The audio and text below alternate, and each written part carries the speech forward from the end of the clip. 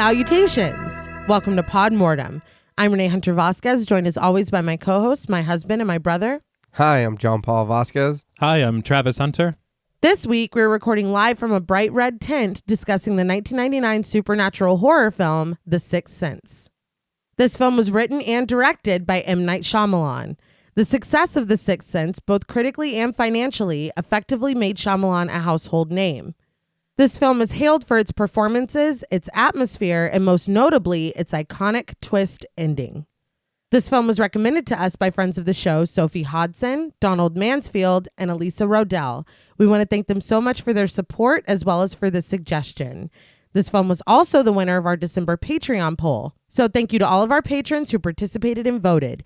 If you want to help us pick an episode, join us over on the Patreon at patreon.com/thepodmortem. So, what did you guys think of The Sixth Sense the first time you saw it?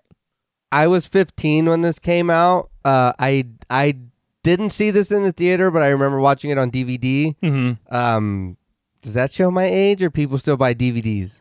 Yeah. No. We Yeah, still all right. buy DVDs. Well, Yeah. we do. Yeah, okay, so we do. But I do remember watching it on DVD and being fucking blown away. I really do enjoy this movie. Watching it now for the show and as an adult, I still love the movie, but goddamn is this movie sad. Oh my God. It gets sadder the older you get. No, I think. I was like, oh my God. I was like, what is this fluid coming out of my face? It's almost not fair. Yeah. Yes. I don't know if it's because the older you get, the more maybe you think about Or you can, these concepts. right, you can understand. Yeah. Or relate to more of the Right. characters. Yeah, that is, yeah. Yeah. In different ways. Yes. Because before you're like, I'm Cole. Literally.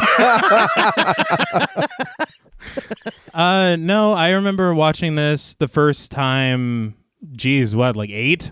You'd have to be. I was 10. We didn't see this in theaters, did we? I don't think so. I think we did the DVD route as well. I didn't grasp how great it is until I watched it later. All right. Because I think that even as a kid, you get the twist ending, Right. but you don't realize how well it was set up. And You the don't- nuances. No, Oh, not at yeah. all. And the characters and their interactions with each other. Again, I was a child. No, yeah. Yeah. So it's a little more difficult to kind of read into that stuff. Right. Rewatch ability of this fucking movie is kind of one of the best you can think of. Right. Whenever you think of a twist ending, you want to go back and see some signs. Yeah. No pun intended, because that's another one of it. Yeah. But it is one of those things that just gets better every time I watch it. Some scenes, I will say, I remember as a kid, scared the hell out of me. Oh, yeah. And I think that there is still, I guess, some residual haunting going on now. Because I got goosebumps a couple times.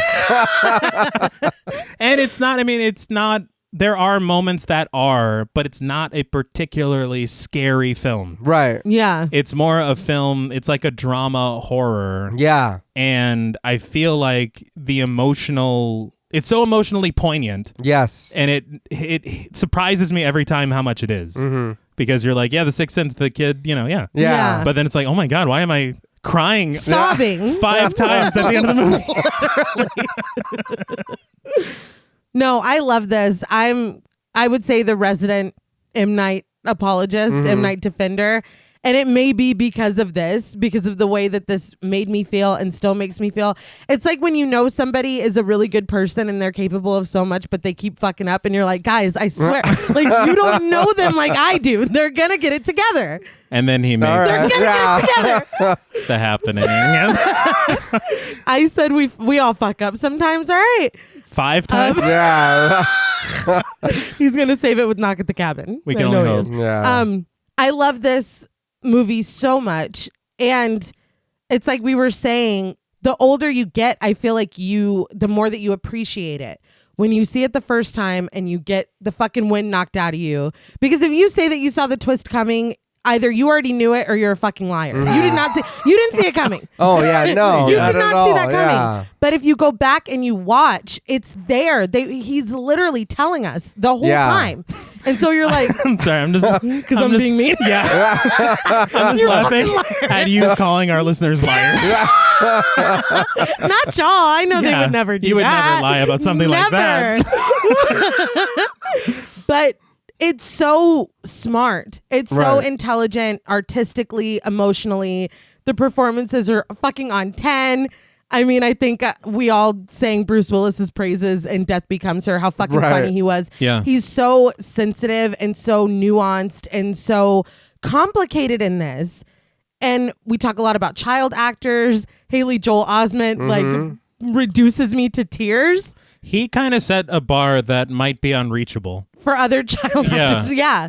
And again, Toni Collette, Yes. Yeah. Every time. her sobbing. I cannot get through this without crying probably 3 times at minimum. And a lot of it is because of her. Yeah. Right. It's just phenomenal. The writing is great. I was very inspired because I watched a little like behind the scenes thing, and M. Night Shyamalan was saying that he wrote this and then he read the first draft and said it was the most derivative, cliched thing that he'd ever read in his life. He was like, I've seen all of this in other films. This is trash. He threw it away. Wrote a second draft. He still didn't like it. Wrote a third draft. He said it wasn't until the third or fourth draft that Cole was even a character. He's kind of important. Yeah, a little bit. So as somebody who What the fuck? What was he writing?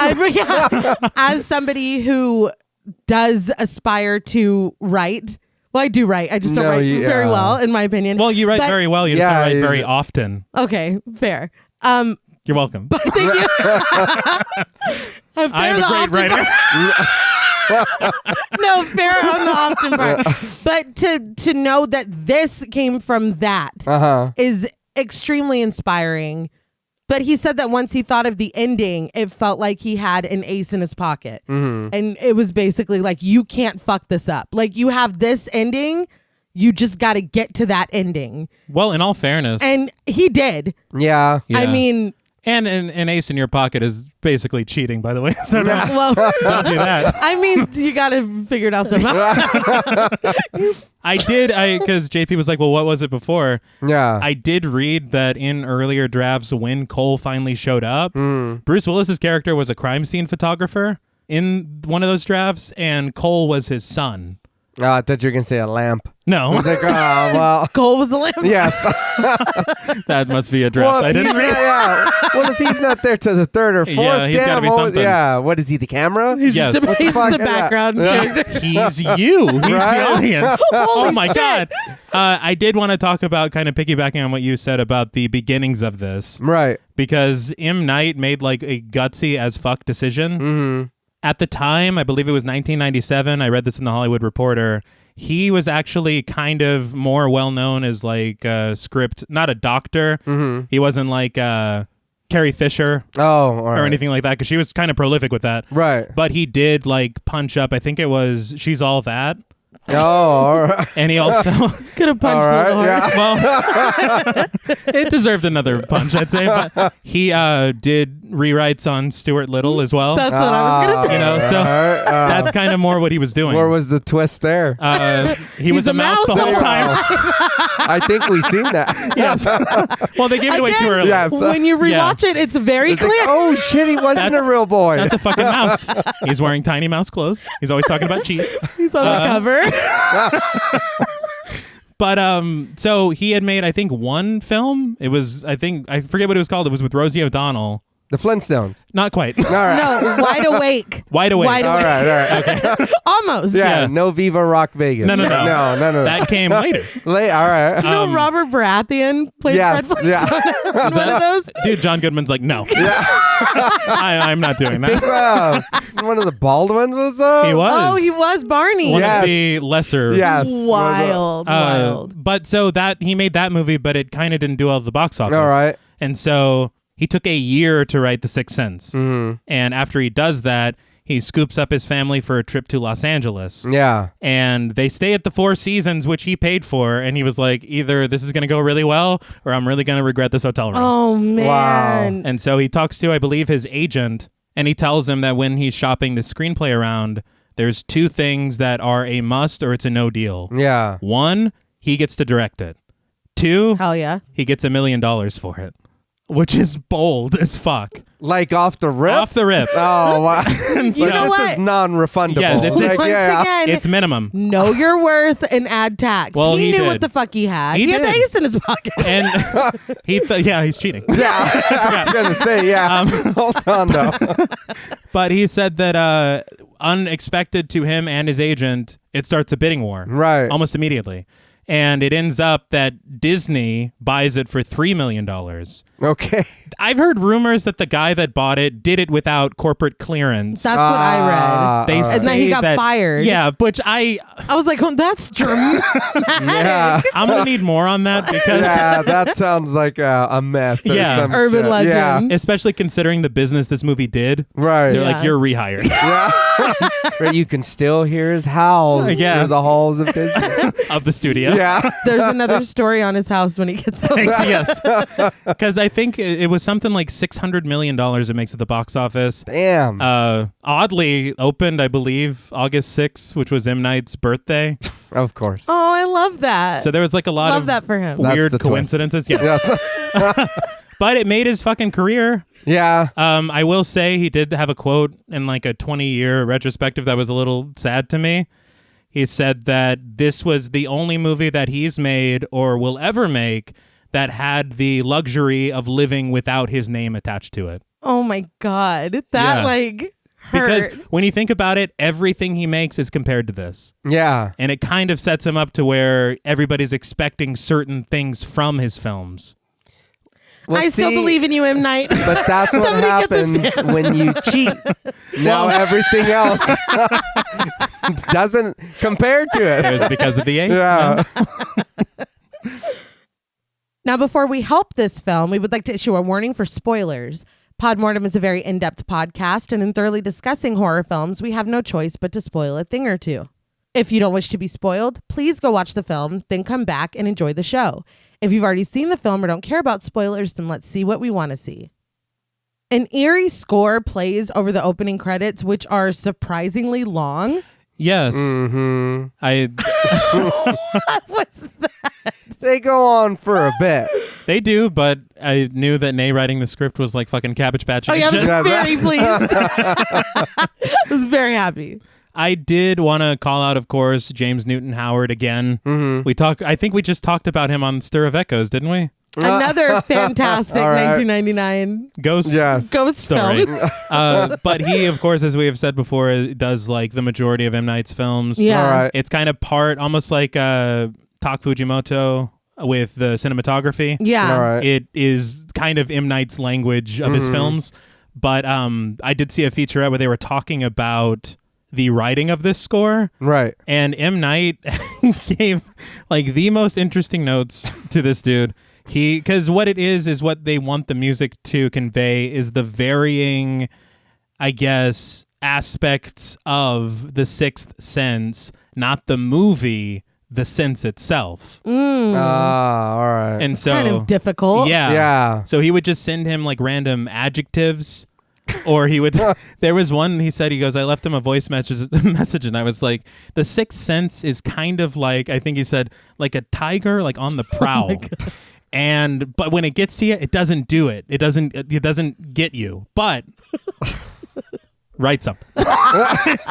So it's stuff like that to where it's like, okay, so Like, and the tiger like didn't sleep well last night. Yeah. It's a little hungry. He Also, doesn't like yeah. water. No. Got a headache. Yeah. It doesn't I like heard water. he doesn't. But the fact that, I mean, with those, and honestly, I mean, if you're a composer, those are very interesting ideas to contend with. Yeah. Yeah. Because you're like, okay, so then it's foreboding, Yeah. but it's not frightening Yeah. or dangerous, you Yeah. know? And so it's like, it's very neat. And I think what he came up with is pretty brilliant. That's interesting. it is. Yeah.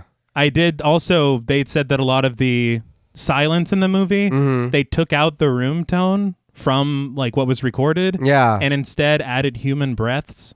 Oh. And so there's like this underlying uneasiness with the score, Yeah. and you can kind of feel it in a lot of the scarier moments. Yeah. All right. It's really brilliant. Damn. Yeah. See, again, so many aspects that you don't know to appreciate immediately. Yeah. I love that. But we finally come into the film on a bare, glowing light bulb. I did not remember it opening this way. I did not either. Did you get any like symbolism from it?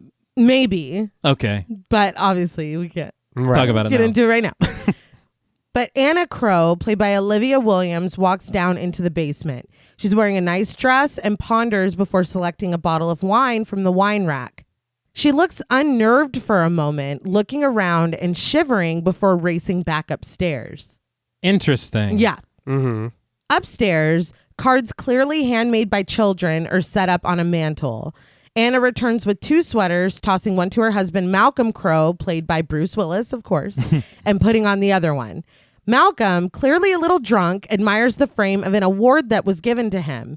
He ponders how much the frame must have cost, and Anna indulges him, telling him that he sounds like Dr. Seuss when he's drunk. Well, he was doing a lot of. Yeah, he was struggling too with that sweater. Yeah. Well, I don't think. Come on, I said the man. man's a little drunk. I don't know that sweaters are supposed to do celebrating. that. And it does make sense as to why he's doing that later. Yeah. Right. Once we know certain things. Yeah. But at the time, I'm like, why is he putting that on? Yeah. But he leans into this, saying that he's serious he is. And Anna says the frame must have cost a couple $100s. We zoom in on the writing inside of the frame as Anna reads it to him. It's honoring him, recognizing him for his outstanding achievements in the field of child psychology, the dedication to his work, and his continuing efforts to improve the quality of life for children and their families, which is amazing. Yeah. And is it also mentioned the city of Philadelphia? Yes, Yeah. he was honored by the city of Philadelphia, given this for professional excellence. Malcolm muses, "Wow," before saying that they should hang it in the bathroom. What? Yeah. Yeah. I was like, God damn, dude. All right. I will say M. Night with Philadelphia. It's like the Chili Peppers with Los Angeles. And you love to see it. I love seeing someone have like pride in their town. Yeah, Oh, yeah. for sure. But I've heard it's always sunny there. yes. So They have a whole fucking show about it. And I did want to call out Bruce Willis because this is not his standard. at Right. all, I feel like that's when, I don't want to say that's when people are given the opportunity to shine, but I love seeing people outside of what you expect them to be. Right. Like that, to me, that's why he is such a treat in Death Becomes Her, because this is not a Bruce Willis role. No. But he's so fucking funny. You would have never known he can be that funny. Yeah. No. So- he doesn't climb through one air vent. Yeah. He doesn't. He doesn't punch one person in the face in this movie. Not once. And he's brilliant. So, I mean, No yeah. cowboy puns. None of that. No, yeah. None of it. It's a treat to see him emote the way that he does. And I mean, he's just so great in this. And there's something, I don't know what it is about Bruce Willis as an actor, incredibly relatable. He feels like an everyman. Like a Right, like a normal like a real person. Yeah. Yeah. That might be why he's so successful as far as like action films, because you see, you know, You can implant Right. Yeah. yourself onto Like, I it. He could looks be like a- your high school coach, right? Like Yeah. he teaches tennis. I've He's met like, this all dude. Yeah. Teaches tennis. But Anna tries to tell him how serious this is, that he's finally being acknowledged for his work. She says that he puts everything second, including her, to help those families. I thought Malcolm was going to be like, no, but he's like, oh doesn't say that. yeah, Yeah. you're goddamn right. Oh, you noticed that? Yeah, it is funny to me that she mentions it, because that is something that's been sticking with her for a while. Oh, yeah. Yeah. I know you're having a great night. Yeah. But we gotta remember, you have not been. But she tells him that he has a gift to be able to teach children to be strong in situations that adults couldn't even handle. She tells him that she believes in what they wrote to him. Malcolm can only thank her before kissing her. Then he reverts back to Dr. Seuss mode, asking for wine. Instead of the wine, though, Anna is trying to serve him a glass of her. Oh well. They head upstairs kissing, and Anna playfully strips off her sweater before tossing it. Malcolm does the same with his vest, smiling as he tosses it across the room, but he stops when he sees that Anna has frozen, staring at the floor. This, I never remember that this is what they're going upstairs to do. Oh no, they're trying to fuck. they're It's having a a little happy special night. We're time. celebrating. Yeah. But this is the worst, like, switch gears. Oh yeah, no, that's Worse Yeah. than the Babadook. Well, it's pretty close. it is. Going from midnight to 6 as quick as humanly possible. But Anna calls him over, and on the ground is their phone off the hook and an open briefcase with glass shattered over it. The glass is coming from their bedroom window, which has been broken. So this is on the second floor. Nobody talks about Yes. this. Yeah. Yeah. I don't remember this. Me neither. And I was like, oh, shit. Yeah. It's Spider-Man. Yeah. Spider-Man has done that. We know exactly. Yes. J. Jonah Jameson's like, I fucking fucking He's a knew menace. it. Yes. A shadow moves in the adjoined bathroom and Anna screams. Malcolm moves his wife behind him protectively and slowly walks toward the bathroom.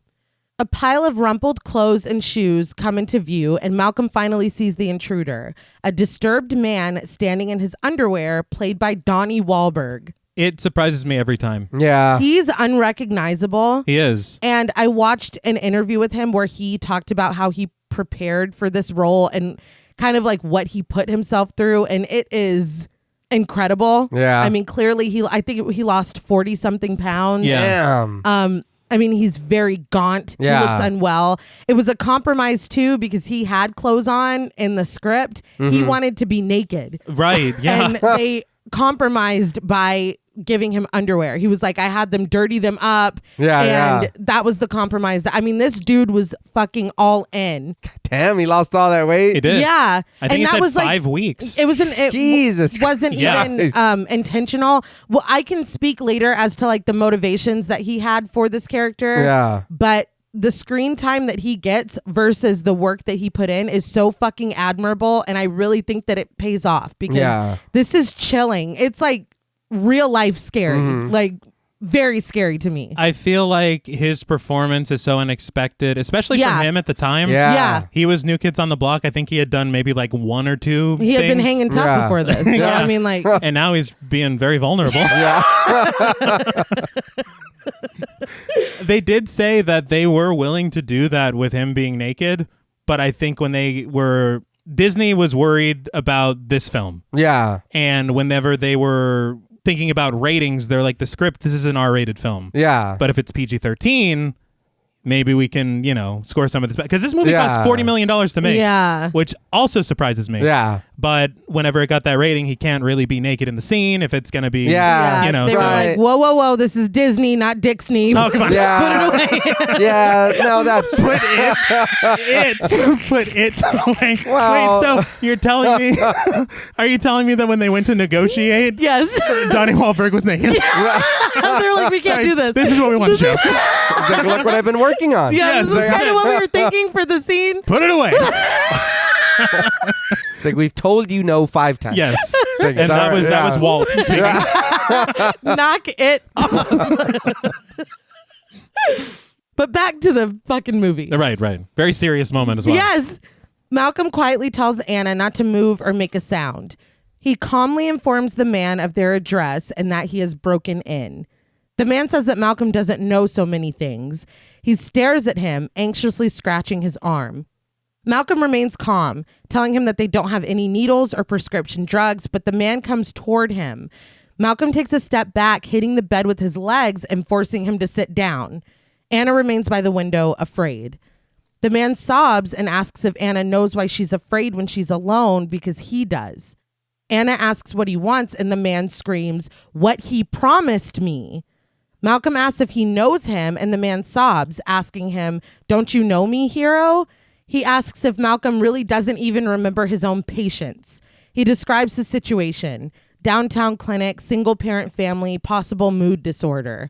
Malcolm quietly searches his memory as the man starts to cry, saying that he was afraid, and Malcolm told him that he was just having trouble coping with his parents' divorce, but Malcolm was wrong. He screams at him to just look at him now. He doesn't want to be afraid anymore. Do you think that he read? Yes, that's what Okay. as I'm speaking, it occurs to me that that's what the briefcase was there for. Yeah. That he's Yeah. looking through his shit. To see. Yeah. And I hadn't caught that at all. But then when Because you I was think like- about possible mood disorder. Yeah, I was like, why Yeah, are you telling yeah. that? Yeah, they wouldn't do that. Malcolm whispers to just give him a minute, and the man bangs on the door frame, saying that he waited 10 years for him and he's not giving him anything else. This was improv, according to Donnie Wahlberg. Really? He said that it just came out of him because he did so much work on Yeah, this yeah. character. That feeling in that moment that he'd be like, no, fuck you. Like, Yeah, I yeah. gave you it's powerful performance. I did want to call out as well, along with all that work that he did, after this scene was finished and they finished filming it, Bruce Willis took him to the crew and had his arm around him. He's like, I need to tell everyone what this man did for this role. And he told him everything, got like an ovation. Yeah. Like, it was very He sweet. deserved it. Nice. He deserved it. Mm-hmm. Malcolm starts to throw out names, but they're all wrong. The man continues sobbing, saying that some people call him a freak, and he is. That's when it hits Malcolm. Vincent Gray. Vincent sobs quietly, saying "don't" at the mention of his name. But Malcolm assures him that he does remember him. He was very quiet and very smart and unusually compassionate. Vincent tells him that he forgot cursed and screams that Malcolm failed him. Malcolm apologizes for not being able to help him as he gets to his feet. He asks Vincent to just try and give him a chance. But wordlessly, Vincent turns around, grabs a gun from the sink, turns back around, and shoots Malcolm in the stomach. Malcolm flies back onto the bed, and we pan over to the door of the bathroom as we see Vincent put the gun to his own head and pull the trigger. Anna rushes to Malcolm, helping him apply pressure to his wound, and it fades to black. I did want to say, whenever it is fading to black, as Anna's kind of cradling him, Malcolm is like, is Vincent, he's asking if he's okay. Yeah. And it really speaks, not only did he remember him, he's been shot. And he's concerned. And he's concerned about Yeah. Vincent. I was like, man, this dude is, no wonder he got that award. Yeah. They really should hang it in the bathroom. Yeah. I did see an interview with M. Night where he had talked about the inspiration for this scene. He had said that whenever he was, I want to say he was like 14. Yeah. His family came home from the mall. And when they did, they saw that their front door was wide open. Yeah. And so his dad instinctively goes in, checks everything out, and he comes back to the car. He's like, there's nobody in here. That's so fucking scary. Nothing's missing. Yeah. He goes, but for some reason while I was in there, he goes, I couldn't shake this feeling that I was going to go into our bedroom and see someone sitting on our bed waiting for me. Oh, Yeah. And M. Night's like, that stayed with me forever. of course it did. It gave him nightmares, and then he got to use it here. Yeah. God, it's like, Dad, why the fuck would you say that? I got goosebumps saying Yes, it. I was not there. scary. I was not even alive. He's like, can you just put one of my awards in the bathroom? He's like, That's fine. That's fine. But it comes back up on a street with text that reads, "The next fall." It lets us know that we're still in South Philadelphia. Yes. Malcolm looks over notes he took about Vincent Gray, 10 years old at the time when he was referred on January 19th, 1989. Great year. The notes mark Vincent's parental status as divorced, and the notes detail signs of acute anxiety, social isolation, and a possible mood disorder. They also refer to Vincent being constantly distracted and unable to focus, almost as if there were people lurking in the corners of the room. That's what's written in you the notes. don't say. Interesting. That's like such a fucking scary thing to write. We're in your office. Yeah, Like, dude. that's scary. Malcolm looks over this until across the street, a boy comes out of an apartment house and looks around. This is Cole Sear, played by Haley Joel Osment. Okay, we're going to have to talk about that name. I mean, it's a little on the nose. It is the nose. No, but it's SEAR, not Then it's SEER. the goddamn nostril. It's a cheek. It's a cheek. It is. I was very surprised for some reason. I didn't remember his name at all. And then whenever I saw that, I was like, M. Night. You're doing it already, Yeah, man. come on, man. But nothing can be said enough about Haley Joel Osment. Yes. His performance. I had read that M. Night was a little worried about casting him at first because I guess the idea of what he had for Cole at first was not what his audition brought to the table. Right. And then after kind of watching it and thinking about it, I think he met him. He's come to the point of like, this movie isn't the movie without him. Yeah. Right. And this movie isn't It's really No, not. yeah. the movie without him. I watched an interview with him. It was, I guess he was like 11 during the interview. I think he was 10 when they were filming this.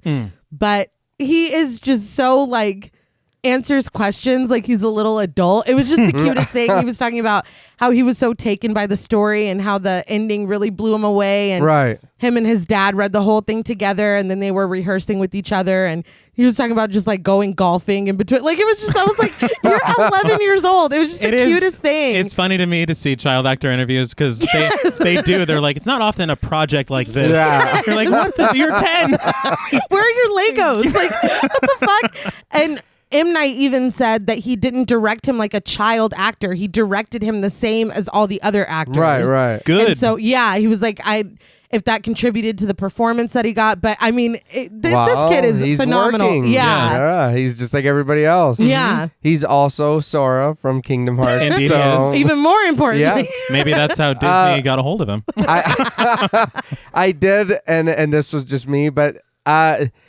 we all love Sonny. Of course. Does he look like a tiny Mac? Oh, he does. Yes. Okay. All right. If you recall, they The did. little boy that plays Well, Mac. yeah, he does. Yeah. He looks just like him. They did some ad for Sonny probably like 10 years ago. Yeah. It was like a thing where everybody was replaced by a famous person. Yeah. And they did have Haley Joel Osment It's playing not. Mac. It's not wrong. It's really not. And it's Philly. That's hilarious. But Malcolm flips to his notes on Cole. They say that he is 9 years old and was referred in September of 1998.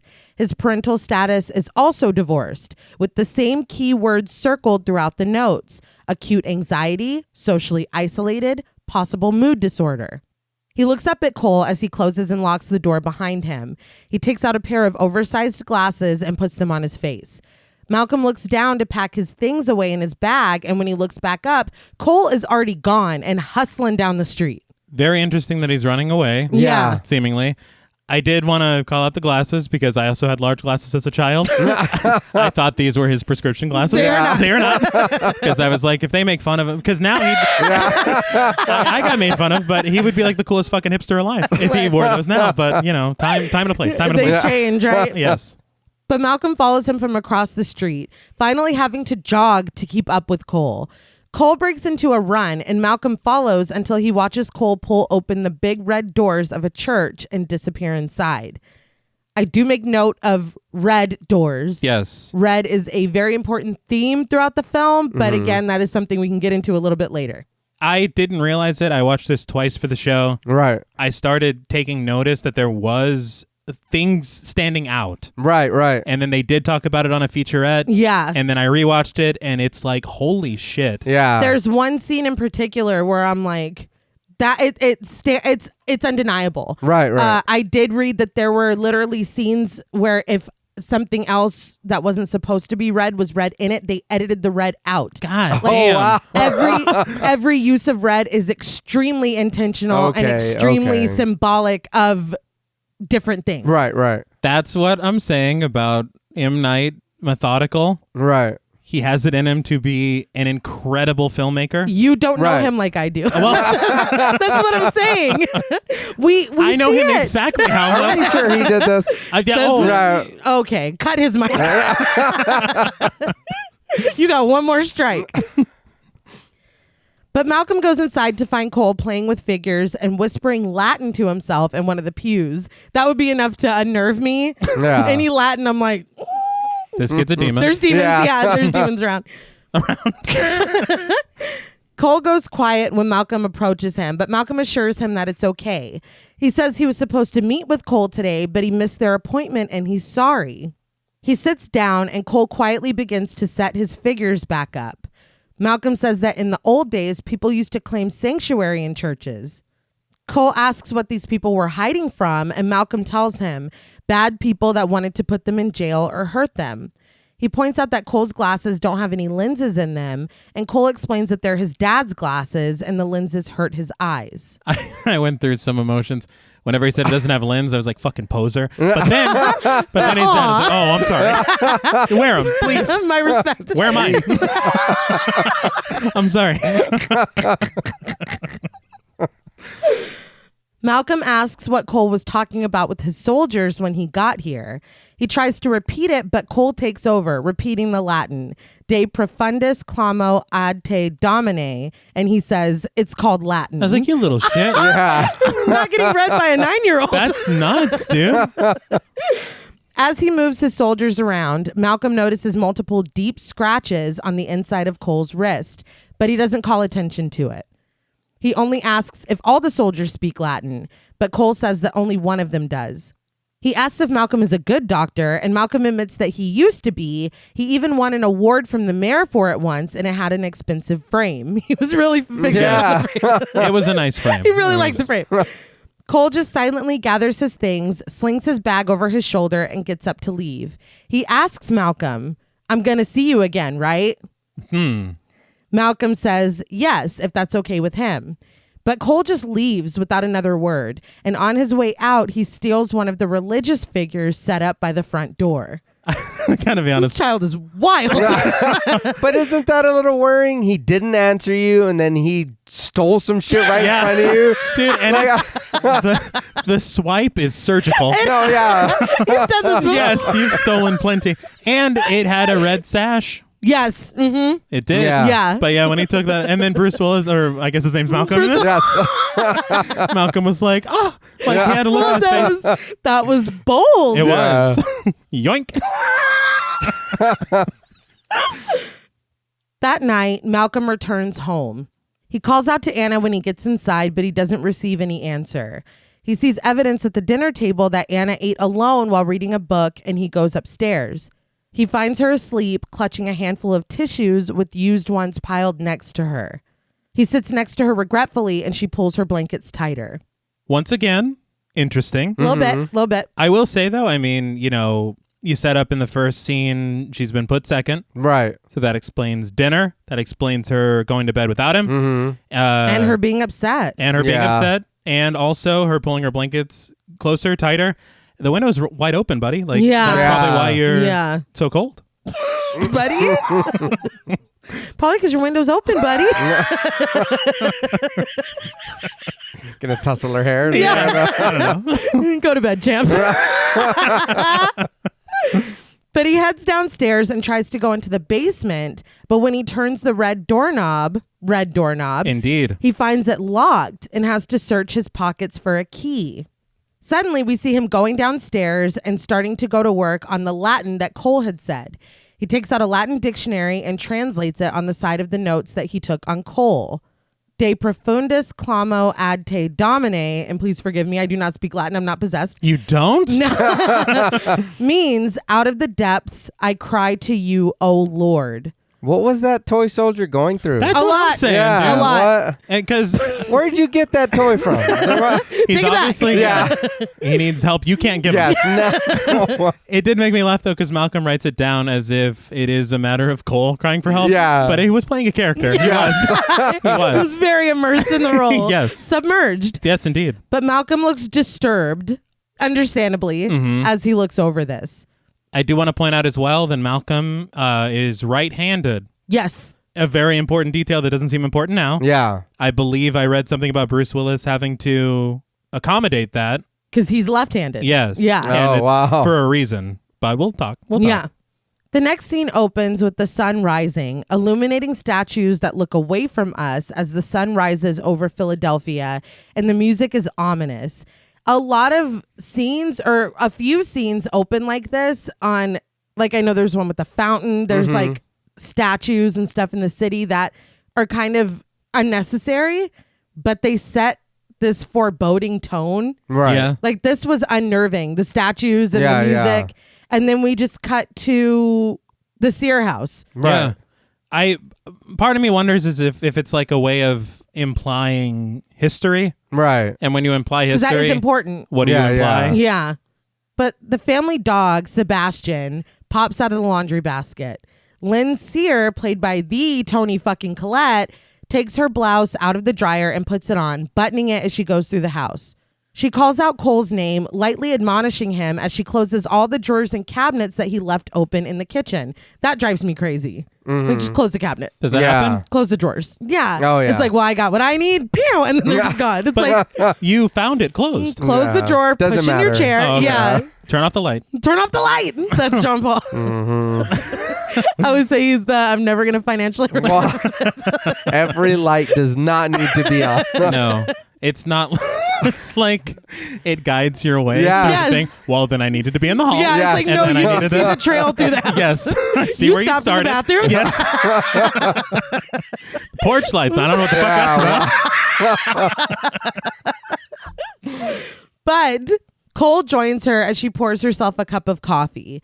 She tells him to eat his cereal because it's getting soggy, and he sits down at the table without a word. Half sogged cereal. No. You gotta texture. I mean, have some crunchy, have some soft is all I'm saying. I've gone on record to say the minute the milk hits my cereal, do not talk to me. Do not expect it. It is a race. Shut the fuck up. Shut up. I will run away. It. If it's soggy, it's done. I can't. You need a mix. It's That's so gross. It's a variety. It's a spice of life. Cole is wearing a school uniform and she notices a spot on his clip-on tie. She takes it off. This is one continuous shot. She takes his tie off and we follow her back into the laundry room. She takes another tie out of the dryer, but when she steps back into the kitchen, she screams. Nearly all of the cabinets and drawers in the kitchen are wide open, but Cole has not moved from his seat at the table. Man, I'd shake the shit out of Jackson. Why'd you do it? Why? Well, how'd you do it? Yeah, in all fairness, his hands are flat on the table. Yeah. Like a murder suspect. And time. Yes. Like, oh, you fucker. You've broken your record. His hands are pressed down firmly on the tabletop. Poltergeist. Yeah. Yes. Influence. Yeah. Lynn asks Cole if he was looking for something, and he answers Pop-Tarts. Keeping cool, she tells him that they're right there. As she begins to close the cabinets and drawers, Cole asks his mother what she's thinking. Calmly, she says that she's thinking about a lot of things. Her reaction to this makes me feel like this has happened before. Yeah. And she's trying not to react in a way that makes him feel bad or scares him. But when Cole asks if she's thinking something bad about him, she goes right over to him. She tells him to look at her face as she sincerely leans in and tells him that she was not thinking anything bad about him. I think that she plays every moment No shit. perfectly. But those moments between where she's like really reassuring, Yeah. she's like got the sweetest motherly presence like ever. It's perfect. Yeah. I can't I was writing the script for this, and this first one, because she says this multiple times, I was like, oh no. Yeah. I was like, you can't start crying already. It's like, how do you have this? I can't. Well, you don't want your child to feel like you think bad of them. Right. And I do remember this from before, but watching it as a parent and an adult, it's like, all right, you're doing the right thing. And Yeah. like you said, it does feel like this has happened before. And she's just like, were you looking for Yeah. something? Like trying to, like, everything's fine. Because that would be fucking scary. Yeah. And it's not physically possible for him, Yeah, for him no. to have done that. No. But she asks if he's got it, and he confirms that he has. Someone knocks on the door, and Lynn can barely clip on Cole's tie as he jumps from the table, saying that it's Tommy. He leaves, but comes back when Lynn takes a package of Pop-Tarts out of the cupboard and asks if he wants it. He comes back to get them, and when he's gone, Lynn looks down at the table. Cole's hands were pressed so hard against the tabletop that they left impressions, and they slowly dissipate as she watches them. It's dumb, but I thought of DiCaprio and Django when he's like, if you remove your hands from that tabletop, I was like, then we go blast him with both barrels. It's like, oh my God. Good Lord. Was Calvin Candy here? But He just opened the cabinet. yeah, it's like, dude, calm I think we down. got caught.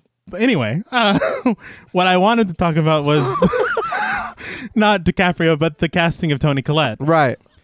She had shaved her head for another role or for some other reason. Okay. Maybe because she wanted to shave her head. Right.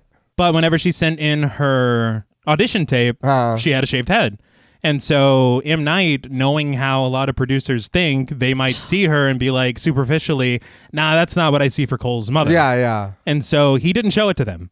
And what he did instead is he talked to Bruce Willis, and he's like, I think I'm going to cast the actress from Muriel's Wedding. Mm-hmm. And Bruce Willis was like, I love Muriel's Wedding.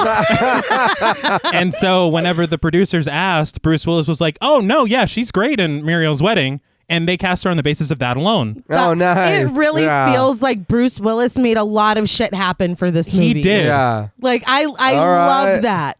Yeah, and the thing is that, first of all, it shouldn't matter at all. No. It shouldn't, but it does. But it does, and I love that Bruce was like, no, I'll play ball. I'll do Yeah. it. Yeah. I'll get this solved for you. And you don't even notice, but she wears a wig for this role. No, you can't notice Yeah, at all. I didn't. I couldn't tell. It's not Laurie Strode, and yeah, no, that's exactly what I was thinking. it's a great wig. Yeah. But Lynn goes to the window and looks down at Cole leaving the building. Tommy Tomasimo, played by Trevor Morgan, takes Cole's messenger bag and puts it on his own shoulder. Remember him from Mean Creek? That's right. I used to fucking love that movie. I was wondering why he looked familiar. He looked like a tiny Brendan Fraser to me. And I was like, no, that's not it. It's Mean Creek. But he looks up at Lynn and waves before draping his arm over Cole's shoulder as they both run off. As soon as they get out of sight of the window, they stop. Cole holds a hand out for his bag to be given back, and Tommy obliges. He asks how Cole liked the arm around the shoulder bit. He says that he just made it up and went with it because that's what great actors do. It's all improv. He walks away, leaving Cole alone. As the bell rings and other children race inside St. Anthony's Academy, we see that Cole is still alone, staring after him, and now he's got a winter hat on that he didn't have a second ago. Don't worry about it. But he pulls the hat off and shoves it in his bag, hesitating before walking inside by himself. I will say that great actors hit their mark and stick to the script. I wouldn't say... Imagine if you write something, they're like, nah, I'm going to go another way with it. And once you find out what happened, the arm around the shoulder really is a bit much. Yeah. That is true, too. It's a lot. At this moment, though, I was like, is Cole paying him? Like, That's what it feels like. I was confused. But back at the Sear home, Lynn and Malcolm sit together in the living room, silent before Cole walks in. Lynn immediately gets up to greet him and ask how his day was, saying that he can tell her things if he needs to. She asks if he knows what she did today. She says she won the Pennsylvania lottery, so she quit her jobs and ate a big picnic in the park with a lot of chocolate mousse pie and then went swimming in the fountain all afternoon. She asks what he did today, and with a smile, he says that he was picked first for kickball teams at recess and hit the grand slam that won the game. Everyone carried him on their shoulders, cheering. In celebration, Lynn says that she'll make him some triangle pancakes and leaves, telling him that he's got an hour until dinner. When I was a kid, I thought this was so cute, but it watching it now really fucking broke my heart that her winning the lottery and quitting her jobs was equal to him just being celebrated by the kids at school. Yeah. And I was like, oh, this movie just had me in shambles the whole time. it speaks to both of their wants. Right. I will say, you as a kid, thinking that, I as a kid didn't get this at all. I was like, damn, they both had really good days. Right. Way to go, man. Holy shit. Kickball is rough. A grand slam? They had to be loaded. The lottery? Yeah, I was like, holy Why shit. are you being so casual about this? Why are they sad the rest of the film? And we're having pancakes for dinner? Triangle pancakes? Shapes matter when you're a kid. Yes. That changes everything. You can dip it differently. When Malcolm calls out to Cole, the smile drops from Cole's face. He asks if Cole wants to sit, but he stays standing. When he asks if Cole feels like talking today, he just shakes his head. Malcolm invites him to play a mind-reading game. Malcolm will read his mind. If something he says is right, Cole has to take one step toward the chair. If what he says is wrong, Cole can take a step back toward the doorway. If he reaches the chair, he has to sit down, but if he reaches the door, he can go. Upon hearing the rules, Cole agrees to play. It's fair. Fair. Yeah. Malcolm makes a show of reading Cole's mind, pressing his fingers to his temples with a high-pitched hum. That's fantastic. It really is. He says that when Cole's parents were first divorced, his mom went to a doctor like him, but he didn't help her, so Cole doesn't think that Malcolm will be able to help him. Cole takes a step forward toward the chair. Malcolm says that Cole is worried because Lynn said she told the doctor things she couldn't tell anyone else. Secrets. Cole takes a step forward toward the chair. Damn, he's good. Oh, yeah. You really are fucking mind reading, dude. Those noises are working. Yeah. Malcolm says that Cole has a secret, but he doesn't want to tell him. Cole takes a step forward toward the chair, only a step away from having to sit down. I'm going to be honest. He reached the chair. He did. He did. I thought that too. I was like, you're right there, dude. Sit down. He's not giving it to him. No. You got to work for this. You goddamn cheat. Yeah. I couldn't believe You this. got to get 4 right. Those weren't the rules. But Malcolm notices the oversized watch on Cole's wrist and gets a little too cocky. He says that Cole's dad gave him the watch as a present just before he went away. Cole's eyes are big and sorrowful, and he takes a step back toward the door. He's like, I mugged an old man for this watch. Yeah. Kid steals. You Yeah, saw me no. stealing shit. Don't assume. He corrects Malcolm. His dad left the watch in a drawer and it doesn't work. Malcolm says that Cole keeps pretty quiet in school, but he's a good student and he's never been in any serious trouble. We pull back from Malcolm as Cole takes a step back toward the door. Cole explains that in school they were supposed to draw a picture of anything they wanted. Cole drew a picture of a man being hurt in the neck by another man with a screwdriver. It's like, Cole, you knew that wasn't That school. wasn't, yeah. That's not for school, man. Malcolm asks if Cole saw that on TV, and Cole takes a step backward toward the door. That No, was no, not. no. Yeah, that doesn't count. didn't count as my That's guess. Yeah, still no. part of Yes, that other we're still question. talking Yes. about this. Yes. You fucking cheater. Unbelievable. Cole says that everyone got upset and had a meeting where his mom started crying. Cole says he doesn't draw like that anymore. He draws people smiling, dogs running, rainbows. They don't have meetings about rainbows. What did they do to you, man? They Like, took the what? fight out of him. Yeah, I was Yeah. like, oh, man. He's like, I'll be a good little soldier. Yeah. He's like, I don't care. Malcolm agrees that they don't, and Cole realizes that he's made it pretty close to the door. He asks Malcolm what he's thinking right now, and Malcolm admits that he doesn't know. Cole takes another step back toward the door, ending the game. He says that he's thinking that Malcolm is nice, but he can't help him. Without another word, he walks away. Okay, so you So get... you're a thief and a cheater. Yeah, exactly. Yeah, yeah. Because you're You don't really... get to ask. Yeah. You're back where you started. Yeah, and that last part, was that even a question? I don't think so. You asked me a Yeah, question. yeah. Dude, think that's this how that kid- works. Yeah, just making up the rules as he goes along. This kid is shady. I can't believe this. We cut to Malcolm joining Anna at a table in a restaurant. He's clearly late and jokes, I thought you meant the other Italian restaurant I asked you to marry me in. Anna looks away, not dignifying him with a response. He sits down and apologizes, saying he can't seem to keep track of time. On top of that, he had a bad session today. He tells her that Cole is so similar to Vincent, down to the mannerisms and the expressions. He says he thinks there may be some kind of abuse going on and cites the scratches on Cole's arm. He thinks they could be from fingernails or even defensive marks. It could be a teacher or a neighbor, but he doesn't think it's Cole's mom. He admits that he could be wrong completely. Maybe Cole just likes to climb trees. A server comes by and drops the check off, but when Malcolm reaches for it, Anna whisks it away. She pays for her meal and returns her card to her purse. Malcolm apologizes to her again, saying he doesn't mean to make her mad by being so distant, but he feels he's being given a second chance and he doesn't want it to slip away. Anna doesn't even look up at him. She takes a deep breath before muttering, "Happy anniversary," standing up and leaving the restaurant. Malcolm sighs deeply, cradling his head in his hand, and it fades to black. So this is another long take. Mm-hmm. The camera just kind of sweeps around. Yeah. Yeah. I love shots like It's this. so Right. good. It's just really good. I do think as well, this makes sense. Right. He literally is like, oh, I'm sorry, I'm late. Anyway, here's everything about work. Literally. Yeah. Let me tell you about my day. Yeah. So I would look up Dude, from stop, shit. stop. Yeah. And I would probably leave too. And how late are you? God Yeah, damn. exactly. She already ate. That Yeah. was dessert. and paid. Yeah. Yeah. Like, so let's That's be a lot. real. It faded to black, and before we even come back up on the street, we hear Cole say, "Stop looking at me." We then see that he's talking to Malcolm as they walk down the street together. He says he doesn't like when people look at him like that. Okay, so that was jarring. Yeah. Yeah. There is a deleted scene that's supposed to go before this Mm-hmm. where he's playing with his little army soldiers. Yeah. And he has a couple that are underneath like a red cloth. Mm-hmm. And Malcolm's like, oh, what happened there?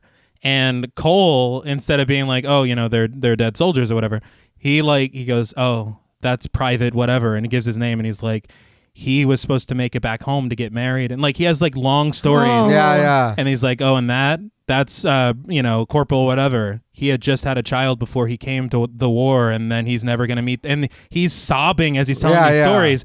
And so And it's Malcolm's supposed to- looking at him it's like, what the Yeah. fuck? Yeah. Dude, first of all, as a child psychologist, do not ever say that. What the fuck, dude? Fuck, wow. No, but Do you want a candy? yeah. Let me go to the vending I machine real am quick. sorry, Yeah. I asked. The thing is that it's supposed to show obviously that he thinks differently, Right. Yeah. Right. And that these aren't just toys. He's got a whole thing ascribed to them. Yeah. And at the end of that scene, he's crying and he looks away from Malcolm and he's like, "Don't look at me like that." And Malcolm's like, look at you like what? He goes, like that. I don't like it when people look at me like that. And then Malcolm's like, okay. And he looks away and he's like, can I look at you now? And Cole's like, he has him tap one for yes, you know. Yeah. And so he taps no that he can't look at him. And then he's like, well, would you like to go for a walk? And then he taps twice for yes. I would have liked that in. Knight thought that it was too much too soon as far as his way of thinking. About Cole. Okay, Yeah. that's fair. But I will say that it's them just cutting that whole thing and then starting the scene with "Don't look at It's me." like, oh, And he's shit. like, all right. Or Fuck, I'm maybe sorry. going on a give it walk, man. smaller version of that or something. That would be kinda, fine. Yeah. That'd be fine. But yeah, for it to be that abrupt was kind of jarring. Yeah, it was weird. I'm sorry. He's like, I got it from my wife last night at the restaurant, Give and me now a fucking break, dude. can't catch a break. But Cole just continues that he walks this way to school with Tommy Tomasimo. And when Malcolm asks if Tommy is his best buddy, Cole bursts that bubble by saying that Tommy hates him. Malcolm asks if Cole hates Tommy, but he says no. Malcolm asks if Cole's mom set that up for them to walk to school together. And when Cole says yes, Malcolm asks if he's ever told his mother how things really are with Tommy. Cole says he doesn't tell his mom things because she doesn't look at him like everyone else does, and he doesn't want her to. He doesn't want her to know that he's a freak. They stop on the street corner as Cole says this, and Malcolm tells him that he is not a freak and not to believe anyone who tries to say that he is because that's bullshit. He says that he doesn't need to go through his life believing that. They continue walking, Cole a little stunned as he remarks that Malcolm said the S word, and Malcolm apologizes. It is sad because Malcolm is talking to Vincent. 100%. And so seeing that, you're like, that hurts. Yeah. Back at Cole's house, Lynn listens to music on her headphones as she gathers up the laundry. She zips up her sweater, shivering against the cold house as she turns up the heat on the thermostat. She pauses, looking at framed photos of Cole on the wall of the hallway. Solemn music begins to play as she notices an orb close to Cole in one of the pictures. We're doing orbs now. Yeah. I mean, What the fuck? orbs are nothing. It was. I don't want to say it was. Not orbs or nothing. I feel like if it was an orb, it would probably have been a little different. But this is the same ass shape. It is in the on same every picture. single picture. Well, maybe it's the same one thing. Also fair. I thought it but was. we'll get into that later. I thought it might be. I don't like how John Paul's like, I thought it might be a feather because he is Forrest Gump's kid, isn't he? And He a is. feather followed him around, I think. Right. All right. Wasn't that what the movie was That's about? the whole point of the movie. The feather that would not leave him alone. Yeah, it's nuts. I think it's on the box, isn't it? But she looks at another photo of her and Cole with another orb close to him. One of Cole is a baby with another orb. She marvels at the picture. She does like touch the photo, the glass of the photo, and I think she has red nail polish. She does. So right. that's, And I will say, in all fairness, when we're talking about orbs, like in the movie, it works for a moment or as a moment. But and that's all it is. But don't show me an orb in real life. Your camera's fucked up. Get it fixed. Get it fixed. Show me the orbs. I'll believe you. Show me an FBA. That's what I want to see. A full-bodied. I'd also like to see No, that. you said orbs. I went both. Those are for me. Those look fine, but they're all the same. They that are. was They my were. problem. If they were a little different, then okay. And I get if it's the same thing, but come on. I Well- will say that I didn't clock that they all look the same, but you saying that it is accurate, and that makes me think of something that it is. Okay. In all fairness, don't you have that friend that always has one pose for every picture? It's Yes. the orb. Yeah, but Yeah. The orb's like It's turned. me with my peace sign. Exactly. I was trying to say you without saying you, but yeah. So the orb is just flashing the deuces, all right. and that's what we got. We'll go with that. When you find a pose that works. Yeah, I guess. most comfortable. We segue to Malcolm sitting on the couch in the living room as Cole plays behind it. He confirms with Cole that his father moved to Pittsburgh with the woman who works in a toll booth. Cole ponders what the woman is supposed to do if she has to pee while she's working in the toll booth. Does she just have to hold it? Malcolm chuckles, saying that he was wondering that himself. Cole points out that Malcolm is asking a lot of questions about his dad, and he asks why. Malcolm says that sometimes we do things to express how we're feeling about things like divorce. For example, a person could leave something on a desk for someone to find. He asks if Cole knows what free association writing is, and Cole admits that he doesn't. As they speak, we see Lynn still gathering laundry. She goes into Cole's room past a bright red tent with a sign that reads, "Do not enter." There are happy drawings on his walls, families, trees, horses, and rainbows. On his bedside table is a frame clearly made by a younger Cole with the photo of his parents inside of it. They both sit on a couch and do not fucking look happy to be sitting next to each other. Not at all. I'm like, that's for your kid, dude. Fake it. Just smile. A little smile. I was going to say they weren't even smiling. Yeah, no. Malcolm's voice continues that free association writing is where you just put a pencil to paper and write. You don't look at it or think about it. You just keep writing. After a while, if you do that long enough, words and thoughts come out that you didn't even realize that you had. Lynn pauses, staring at a piece of paper on Cole's desk. In red pen, yes, he has started writing about his father moving to Pittsburgh and how much he misses him. Halfway through the page, though, the writing becomes erratic with concerning things like, "Christ, break the freaking glass. Oh no, God no. Quiet the damn baby. I'll cut you. I swear it. Someone stop the burning. I'll kill you. I'll kill all you bastards." It's like Elise in Insidious. Yeah. That's kind of what it felt like. Yeah. I will say that at that moment, the movie did a really good job of, I guess, forcing you to fill in the blanks in your mind. Right. Because you're of like, how Malcolm knows about exactly. this. Yeah. So my bad. Lynn found this, calls up Dr. Crow. Yeah. Great name, by the way. Yeah, it's really good. And then here we are. Right. We're talking about it. Lynn pulls off her headphones and stares in horror at the writing as Malcolm asks Cole if he's ever done any free association writing before. We zoom in tight on the words before cutting back to Cole and Malcolm. Cole is still behind the couch, and we can only see the top of the hat he's wearing as he admits that, yes, he has. He wrote upset words. Malcolm asks if he ever wrote any upset words before his dad left, but Cole says that he can't remember. Malcolm gets up and puts his coat on, giving Cole homework on his way out. He wants Cole to think about what he wants to get out of their time together. If he can change anything about his life, what would it be? Cole asks if he can pick something he doesn't want instead of something he does want. When Malcolm says yes, Cole immediately says that he doesn't want to be scared anymore. Why does Malcolm not ask a follow-up question to that? Yeah. I think that Cole is like, you cannot scare him away. Like, he offered you this little nugget. If you jump on it, he's never going to open up to you again. Okay. Right. So you just, okay, not scared anymore. Very good. But of what? No, because that's too much. You're going to scare the boy. All right. Just let him. You're pushing it. Him even saying that is a huge step. Okay. So, I mean, Fair this man enough. is very trained. He knows when to push and when to not push. Respect Dr. Crow. Okay. Sorry. Great name. Yes. But in his office, Malcolm circles a passage in a textbook that pauses that bruises and abrasions on a child's arms and legs could be self-inflicted. Someone knocks on the door, like the front door upstairs, and Malcolm calls up to Anna asking if she's going to get it, but she doesn't answer him, even when he asks again. She does answer the door, though, and Malcolm becomes curious when he hears her ask, "Don't you see enough of me at the store?" A man answers that he's going to a flea market in Amish country, and he thought she might want to come with him to show him how to buy at one of them.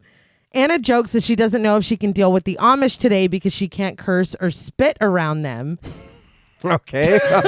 Saying that's all I do. Yeah. All right. And the man says that he thought she might want the fresh air because she seems down lately.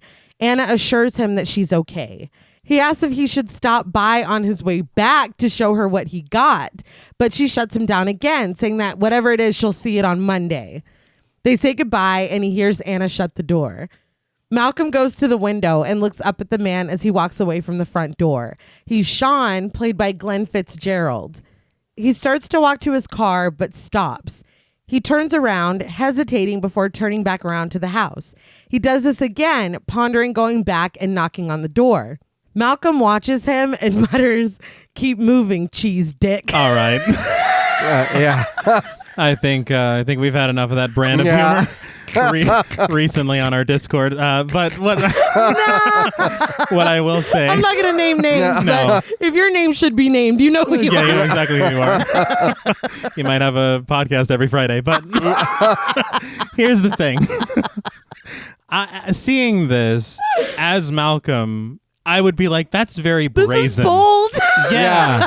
And I would be very... She did shut him down, though. She did, but why do you feel so comfortable? Yeah, that's an excellent question. And it would make me be like, oh, well, I shouldn't have put her at number 2. like, this is even worse than we're in a worse spot than I thought we were. Yes. Right. And you work with this dude? Yeah. Yeah. I don't know why he was so mad. He shot his shot. She said no. Oh, yeah, he like punches. Yeah. He punches his car. God fucking damn it. He finally gives up, throwing a frustrated hand as he goes to his car, pounding on the hood. Yeah. The Amish aren't gonna like that either. No. So you need to take that energy somewhere Yeah. else. English.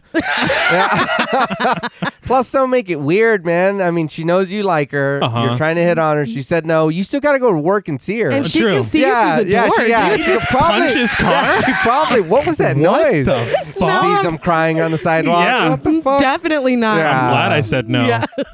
Fucking creep. But we cut to Cole sitting in class. Another kid, Bobby, played by Jeffrey Zubernis, writes over and over again on the board, promising he will not hit or kick anyone. Cole blows his pencil to the end of his desk before bringing it back to him and repeating it. The teacher, Stanley Cunningham, played by Bruce Norris, stands in front of another blackboard that reads, Philadelphia's place in the American Revolution. He asked the class what city was the capital of the United States from 1790 to 1800.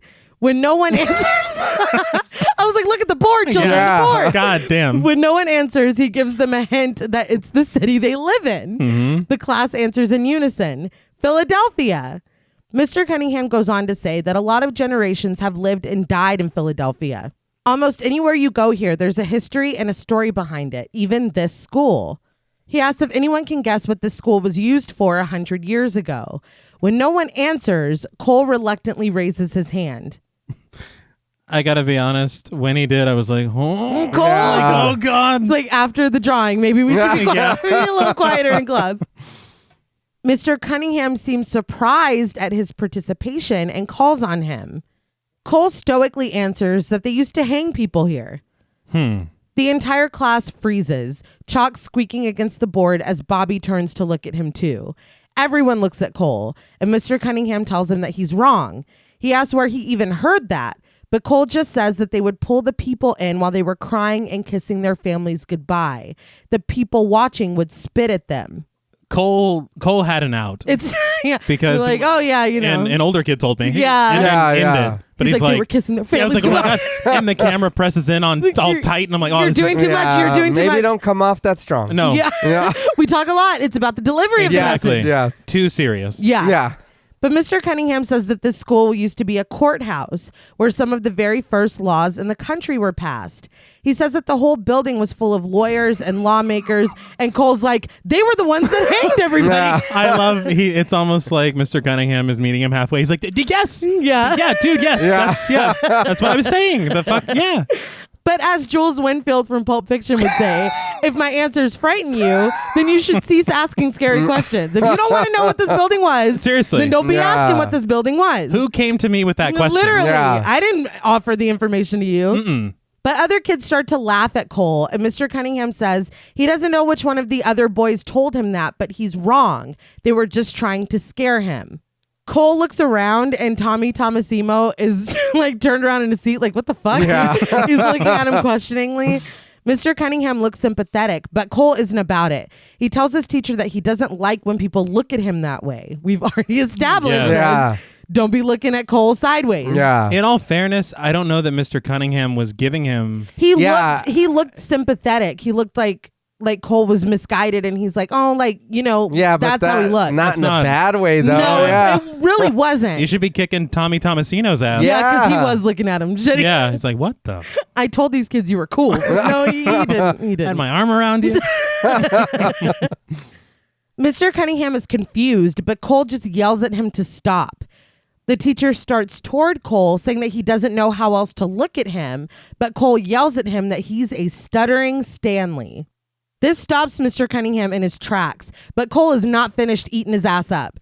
He says that Mr. Cunningham talked funny when he went to school here and all the way to high school. He says that you shouldn't look at people because it makes them feel bad.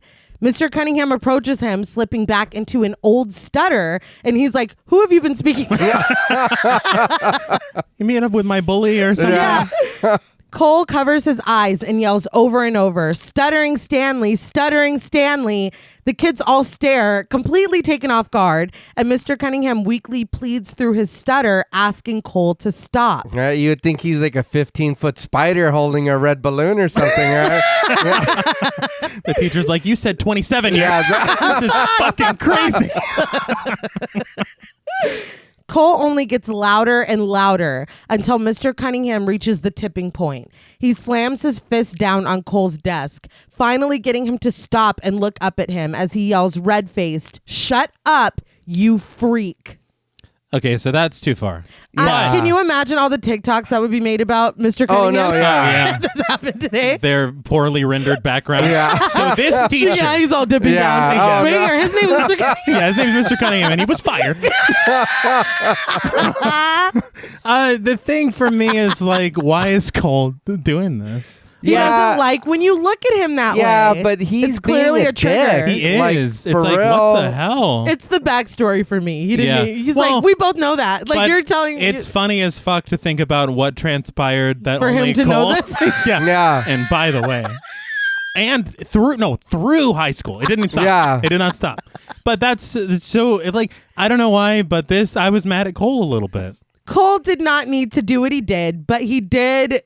Don't look at me like that. Yeah, But You don't he need wasn't- to. He approaches I know, him and he's yeah. like, well, I don't know how else to look at Yeah. you. Well, but it was sincere. Yeah. Diffused. Yeah, I mean it was. I feel bad for Mr. Cunningham, but you can't be calling children a freak. I get this, but I felt like maybe this, and there's one other scene a little later that I'm like, here in a second that I'm like, Oh, what is no. this for? Yeah. I was just confused at why it was here at all. Oh no! There is one moment for me that they are very good at following their rules. Yes. And then there's a couple times that they're like, what are the rules? Well, point them out to me because I'm just on cloud nine the whole All movie. right. Okay, I'm like, this is cinema. fair enough. Later, Malcolm joins Cole in the library.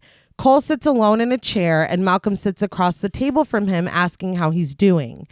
Once again, very easy to infer that after this outburst in class, somebody called his doctor to come and speak with him. Exactly right. But Cole tells him that he doesn't want to talk about anything right now.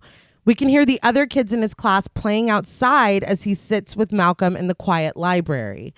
Malcolm asks if Cole likes magic, but Cole doesn't answer. Malcolm takes out a penny, telling Cole that it's a magic penny. Holding the penny in his left fist, he does a little magic shake and tells Cole that the penny is in his right hand now. He does his little magic shake again and assures Cole that the penny is in his vest pocket now. He does another little shake and it's right back in his left hand where it started. He opens his left hand for the big reveal, but Cole tells him that isn't magic. The penny was in his left hand the whole time. Malcolm's like, you really think so? I was like, that's fucking hilarious. It's brilliant. And his magic shake and all Yes. that. He's like, no, it's here. Yeah. It's in my right hand You now. gotta trust me. But Cole, straight-faced, tells him that he didn't know he was funny. The two sit across from each other in silence as the kids continue to play loudly outside. What the fuck? What is this? I don't care about a magic trick, man. It's more It's character. development. I get it, I don't and care I about a magic understand. But that was a great match. Yeah. Best one I've seen. All right, it was all right. David Blaine's like in the vest pocket. Yeah, He's taking Very notes. good. Very good. Yes. but I mean, and it does. I do get it, and then a little later I understand. But this again for me is like I don't care. I like liked what is it. the and I understand what it's used for, but I was just here like I don't even. What am I supposed to write about this? I'm just watching. Yeah, I watching bet you do this trick. I had the luxury of writing the script. I bet this movie was kind of hard to take notes on. Yeah, and forgive me if it sounds like I'm saying it in a bad way, but like it is like I was like I don't know what I'm supposed to put here you're just showing this dude a trick that he clearly doesn't give a shit about. I think he doesn't care. I think to me it was like showing Malcolm's ability or an attempt, not his ability at magic, but No, Definitely not. No, that no. was not. but his attempt or at least his expertise. Right. And then showing that Cole is still difficult to crack. Yeah. Right. Because maybe that's worked every time. Yeah. And Cole is just not the same as Even those though other he's kids. like, no, that was funny as fuck. Yeah, but that I'm was- still, yeah. I'm not in the mood. I'm laughing on the inside. It's like when you text LOL to your friend, stone Yeah. face. Yeah. Like, LOL. LMAO. My ass is off completely. I don't have an ass anymore. But this is what I noticed as well. Malcolm really has an affinity for Robin's egg blue shirts. He does. And it's something that becomes so important and is one of those other things to rewatch for. Right. It's one of the things that when you rewatch, you're like, I'm a fucking unobservant piece How? of shit. Yeah. Like, this is crazy. It's so well crafted. But Malcolm arrives back home and hears a woman on the TV telling him to sit his cute butt down and listen up. He looks over at the TV and sees one of Anna's bridesmaids, played by Lisa Summerall, giving a tipsy and hilarious warning to him that he better make Anna happy. He sits down and laughs at her. The camera zooms on the bridesmaid as she tearfully tells Malcolm that Anna said that she knew she loved him from the first time she saw him on the street. She says that Anna would do anything for him and that she loves them before telling the cameraman to turn away from her because her nose is running. This, I know that like the moment is funny with her giving like her like little warning to him or whatever, and he's chuckling.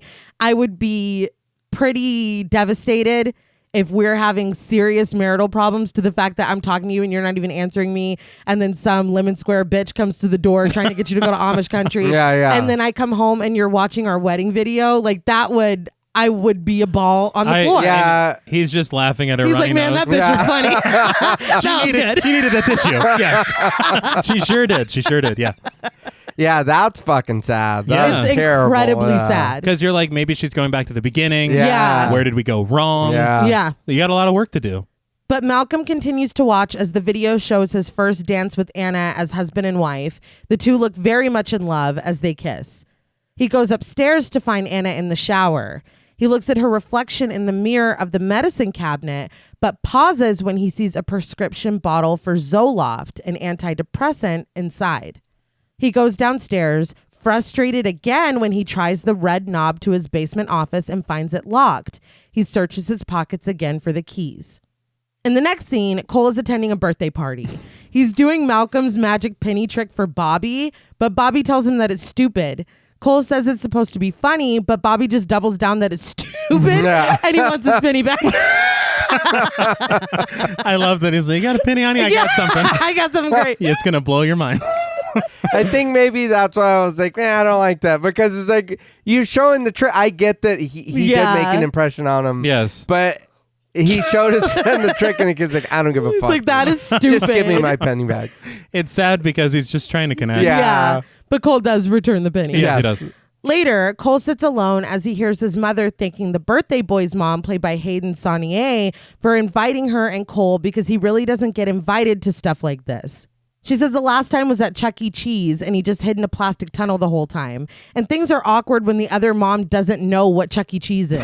Yeah. What Like, how the fuck do you not know what Chuck E. Cheese is? It's like, oh, I'm sorry, the Countess hasn't Yeah. heard of Yeah. Charles Oh, sorry, Your Edward Majesty. Cheese. That's what I took it as. Yeah. I was like, like, come Charles. on, get the fuck out Well, of you got to here. make it sound regal for her. Yeah. Charles Edward Cheese. I was pissed though, but at the same time, you're like, okay, so Cole is experiencing this sense of detachment from his peers. Right. So is Lynn. Yeah. Yeah. And it's just sad. Yeah. But Cole is distracted by a red balloon floating up the stair hole to the second floor. He goes up the stairs after it. The music and fun downstairs seem further away as Cole slowly climbs them.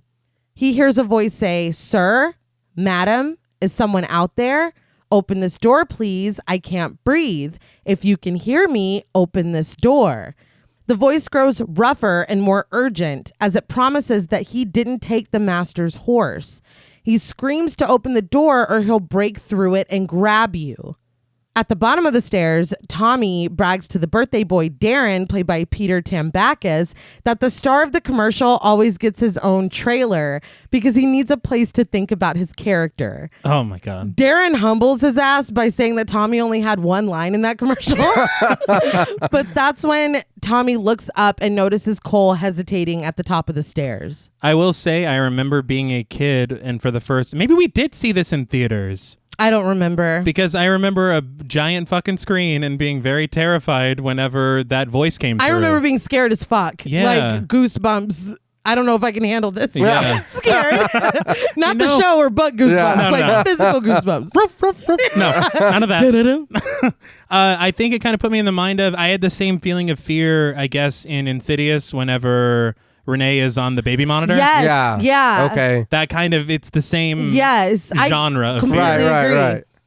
But Darren tells Tommy that his father made him invite Cole, and the two slink up the stairs after him. Cole still stands petrified outside of the small door at the top of the stairs, but turns when he sees the boys coming. He tells Darren happy birthday, which was like, That was, yeah. he's just so sweet.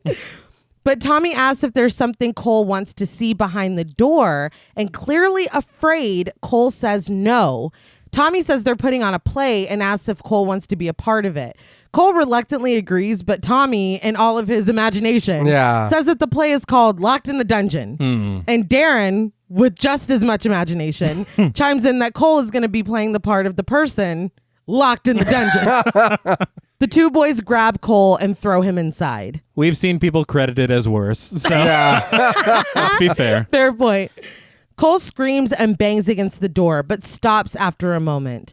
The red balloon still sitting next to the light fixture bursts, and Cole lets out an ear-splitting scream.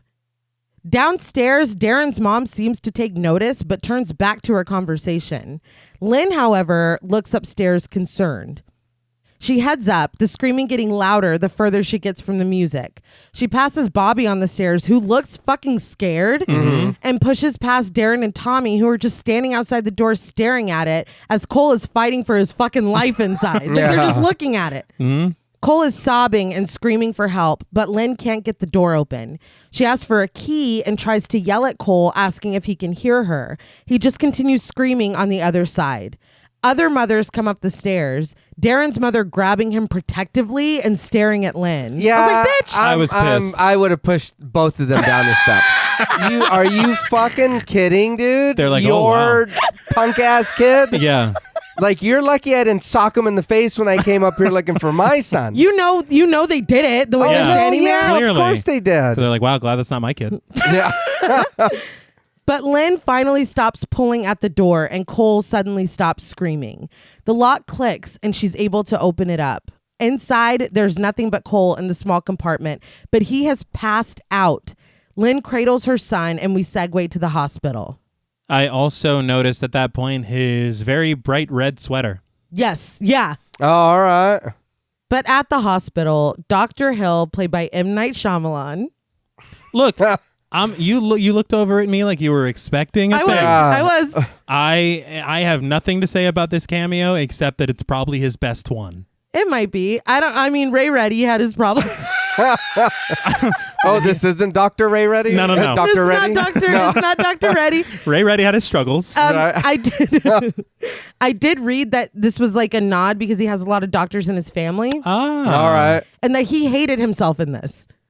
That this scene was a lot longer and he cut it down a lot because he hated himself in it. Yeah, I think he did fine. Yeah, he's not there very long. No. I think he did. Well, now he's not there very long. Yeah. But it's a perfectly serviceable cameo. Yeah. Yeah. He's not like your son. I don't think he likes water or whatever. Yeah.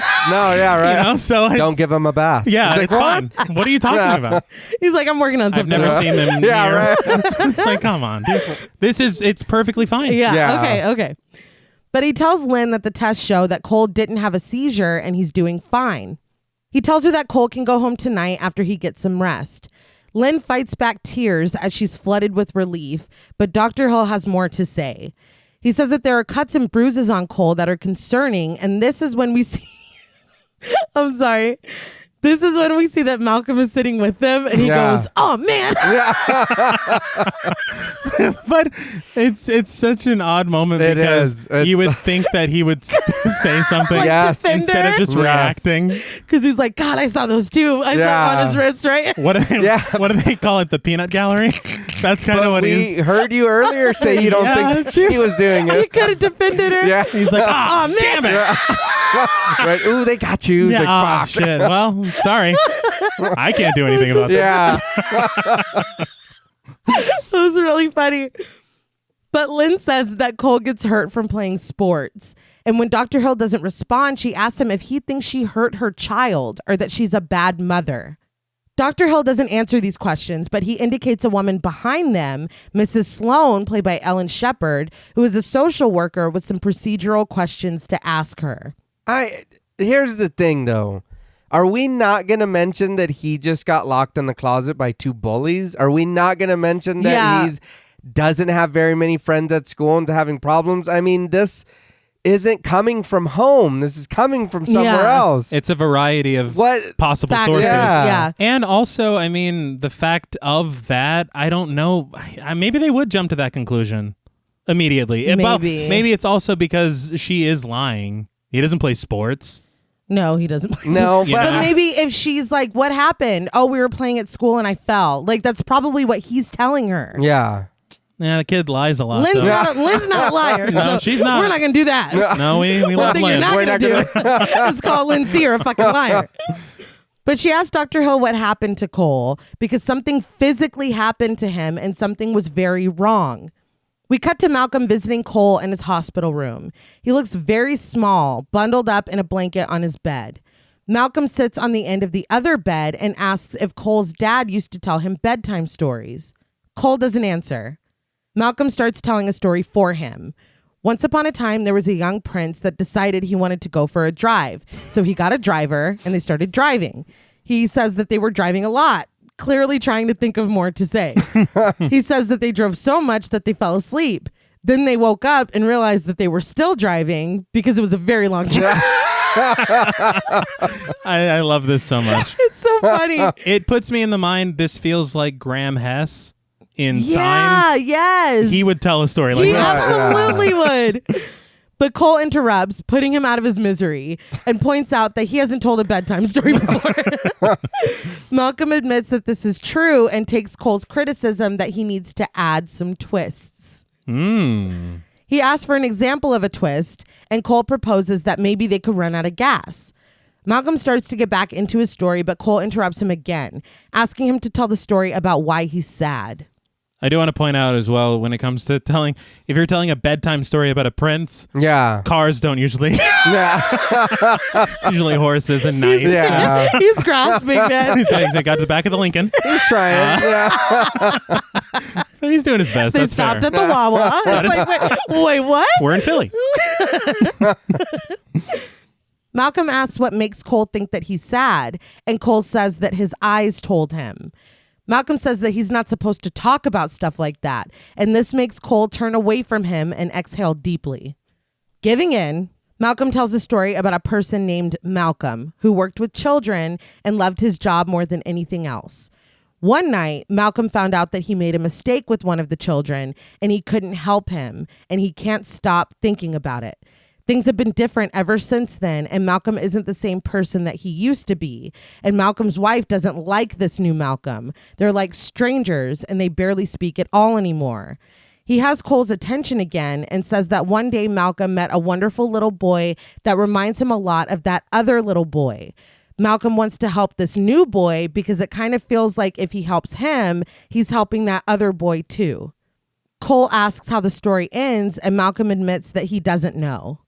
So this, for me, because it's really an exchange of honesty. Mm-hmm. Yeah. He's being truthful, and now we're going to get what we get next. Yes. Right.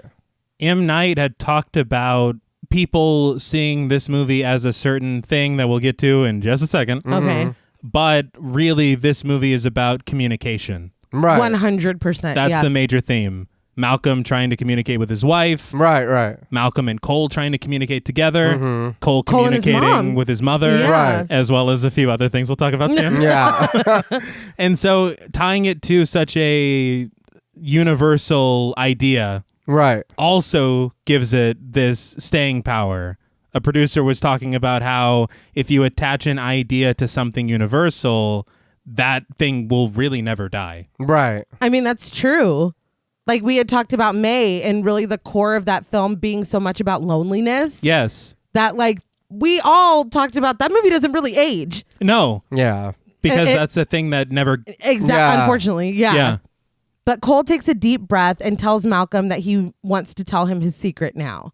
We zoom in tight on Cole's face as he says the iconic line, "I see dead people." We switch to Malcolm, who asks, "In your dreams?" Cole shakes his head. Malcolm asks, "While you're awake?" Cole nods.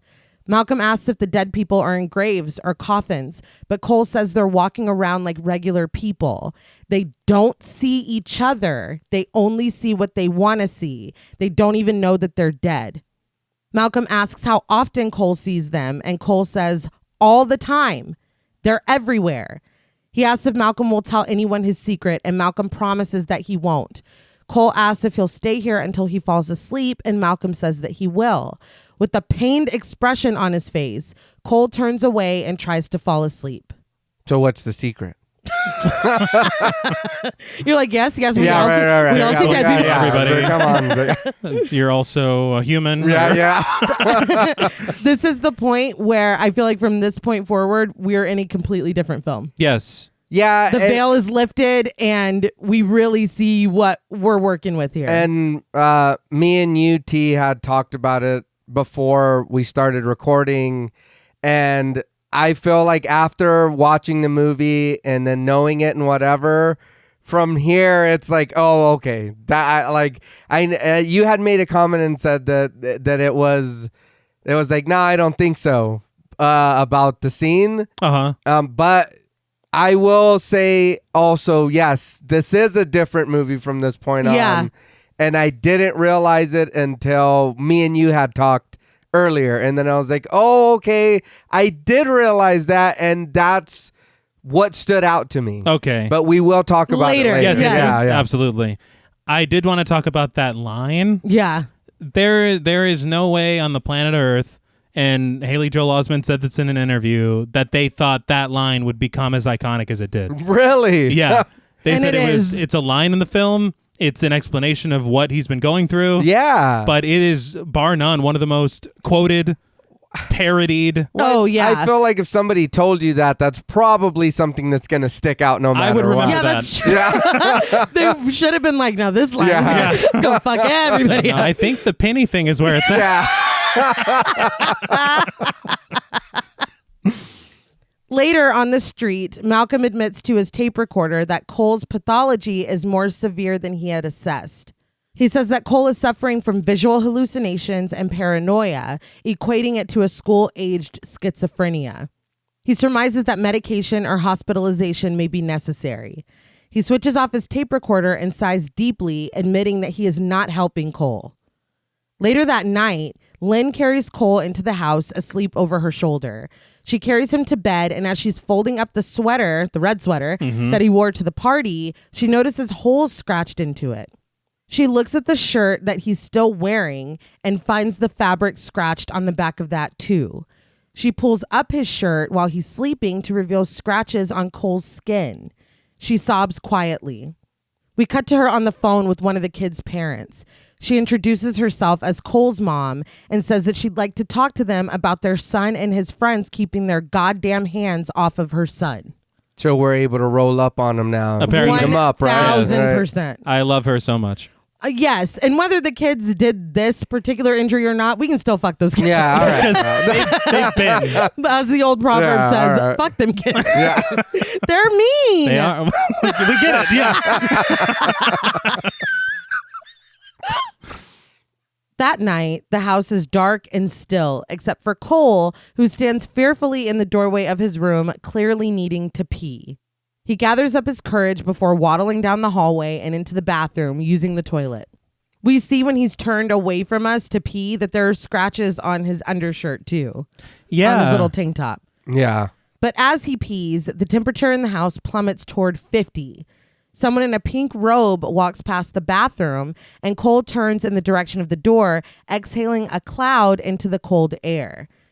He flushes the toilet and stands fearfully before walking down the hallway toward the kitchen. So a lot of people have said that they thought these smoke clouds were CG, but they're not. They were was giving that him cold? a vape? No. He was smoking pretty heavily. The stress of the role. Right. I mean, no. This isn't tobacco, son. He's like, what the fuck? I'm 10. Yeah. It's like, fuck are y'all doing? But no. They made it cold in there is what they did. God, Yeah. really? He's in his underwear and a He tank is. top. Which That makes it poor worse. child. And I will say as well, I can't remember if I said this on Talk Mortem or the Corner of Creep and No Sleep, but situations are less scary if you're wearing pants. They're just a little less scary. If you're in your underwear, it's very vulnerable. You mean you're more scared if you're not wearing pants? That's what I said. I don't know. No. I was confirming. All I'm trying to say, like, when you think about it, if you think of like a horror movie and like the husband and wife wake up in the middle of the Right. night, what's the first thing the husband does? He's like, hand me my pants. Because it's less, Sometimes. I feel stronger I think it was on Creep and No Sleep. with pants. Yes. I Right. think. So if he were to be wearing pants, this wouldn't be as scary to him. That's all I'm trying to say. Got it. He fucked So up. never, Right. ever have your pants off. Never. Be a never nude. Like Tobias. Yes. Yeah. There are dozens of us. God, that show Or was so funny. get even more undressed and take your underwear off and then run at the attacker or the And ghost. then make the ghost feel like yeah, it's like, wait, whoa. Never mind, Yeah. dude. I won't be taking that route. He's like, so never get naked. Yeah, Check. Good Yeah, enough. got it. So 2 pairs of pants. Yeah. Long johns. But the light is now on in the kitchen, and someone is in there moving things around. He steps into the room and calls out to his mom. But when she turns around, it's not his mother. Kitchen woman, played by Janice Dardaris, reveals her black eye as she turns around. She tells Cole that no, dinner is not ready. He stares at her in fear as she asks what he's going to do. She yells to him that he can't hurt her anymore and reveals deep scars along both of her wrists. This, when I was a kid, Holy shit. kind of ruined my life for a little bit. Like that, No. it scared the fuck out That of me. was still fucking. It's, I was like, it holy scared me shit. I was gonna say, so when you were a badly. kid. Yeah. I felt a shiver watching it last night. Like Yeah. her voice, the way I don't like. and the music as well. Oh, so fucking scary. Honestly, her walking by, me breathing cold air, I just live in the bathroom now. I'm not going in the Yeah, kitchen. no, we're not- I'm we're not not going leaving. over The there. fact that he went there at all is, yeah. He's brave. yeah. But Cole runs into his room and slides into his red tent as she continues to yell after him, calling him Nettie and saying that he's a terrible husband, commanding him to look at what he made her do. Cole sobs as he holds a flashlight up. We see now that the figurines that he's been stealing from the church have a purpose. He has them set up here in something of a shrine against the ghosts. He cries, trying to calm himself down. So it's not just a petty thief. Right. Right. We misjudged him. Yeah. Yoink. I will say that, okay, this is, of course, a very frightening sequence. Yeah. Scared the shit out of me as a kid and as an adult Yeah. proper. That is a minor, it's not a breaking of the rule that they've set up, but she seems to kind of know that she's dead. I don't think she knows she's dead. I think she knows that she hurt herself and she's telling him that it's his fault. That's how I took it. So she's stuck then like this, having to Like a replay loop? this. I think that's maybe? what's really happening. But I think in her mind, she's like, no, look what you did. Like, you're a horrible husband, da-da-da-da-da. Right. I don't think she's she, like, she says you'll never again. you'll... Oh, yeah. She does say you can. No, she's just saying in she's general. not. She's taking a stand. I, She's telling him she served him with a restraining She'll never order. No. make him dinner again. Right. But then that's still. it's still also, Yeah. I don't know. It gets there's a a pass. finality to it. I have this here M. Night Pass. Oh. If I can just get a whole punch on this. Nate, it's I'll been be on my punched. way. Yeah, I know. I was going to say. You get If there's any more room left. you get a free glass of water. With your next M. Night purchase. You sure you want to use that now? Just one. Okay. One hole, please. But no, it's a great sequence. Yeah. And this is what I think it's moments like this because there are those arguments that I see break out online. The Sixth Sense is not a horror film. Yeah. A horror film can be a hyphenate of many things. Right. For sure. This is a drama, but there is horror in this film. I think from the moment, like I said, that veil is lifted, we're in a horror film. Yes. I think. It's different. Right. It is a different kind of ghost story. Yes. Right. And I know I prefer more of the creature ghosts, but this is still scary. Yes. It is horror. It might say drama, but I still feel like it falls under that. It's a big umbrella. It is, For yeah. sure. But we cut to a school play where Tommy is performing on stage.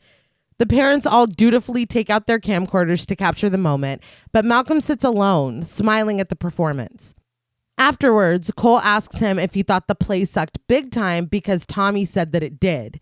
He acted in a cough syrup commercial, which apparently gave him enough clout to say that all the kids in the school were self-conscious and unrealistic, which made the play suck big time. I think Tommy made the play Yeah. suck big time. Yeah. He's a ham. He can talk to the animal. I hate It's him. like, you can tone it down. Learn to squeak and squawk Yeah. with the animals. Dr. Doolittle is cheap like him. This baby's gonna fly. Was that what that was? I guess so, yeah. We're just gonna quote the whole episode. But Malcolm just says that Tommy sounds like a real punk. He says the play was excellent, better than Cats. As they walk down the hall, Malcolm admits that he wants to hear more about what Cole had told him at the hospital. He's like, we still, we gotta process that. But he looks down and realizes that Cole isn't walking with him anymore. He's staring into the gym. We follow his gaze and see a man, a woman, and a child, played by Keith Woolard, Carol Nielsen, and Nico Woolard, wearing old-timey clothes and hanging from their necks. When I noticed that the man and the child had the same last name, I kind of like went through like an IMDb clickety-clack rabbit hole. Yeah. They're both stuntmen. Oh, really? I couldn't find like full confirmation that they were like father and son, but I'm assuming so. I would think so. But I just thought that was pretty fucking cool. They've worked on like big films, and I thought that was good for them. pretty cool. I will say though, with them like this, he did say they were walking around a lot. I don't know how you can be in this posture and be like, no, I'm alive. I'm here. Yeah. Well, you know, we Do you need see another punch on your what card? we want to see. If you could just all be on my way, please. Just real quick. You got sparkling water. Yes. Could it be flavored one? Absolutely. Slice of lemon, something. Like a Coca-Cola. Yeah. Coca-Cola flavored one. Yes, thank you.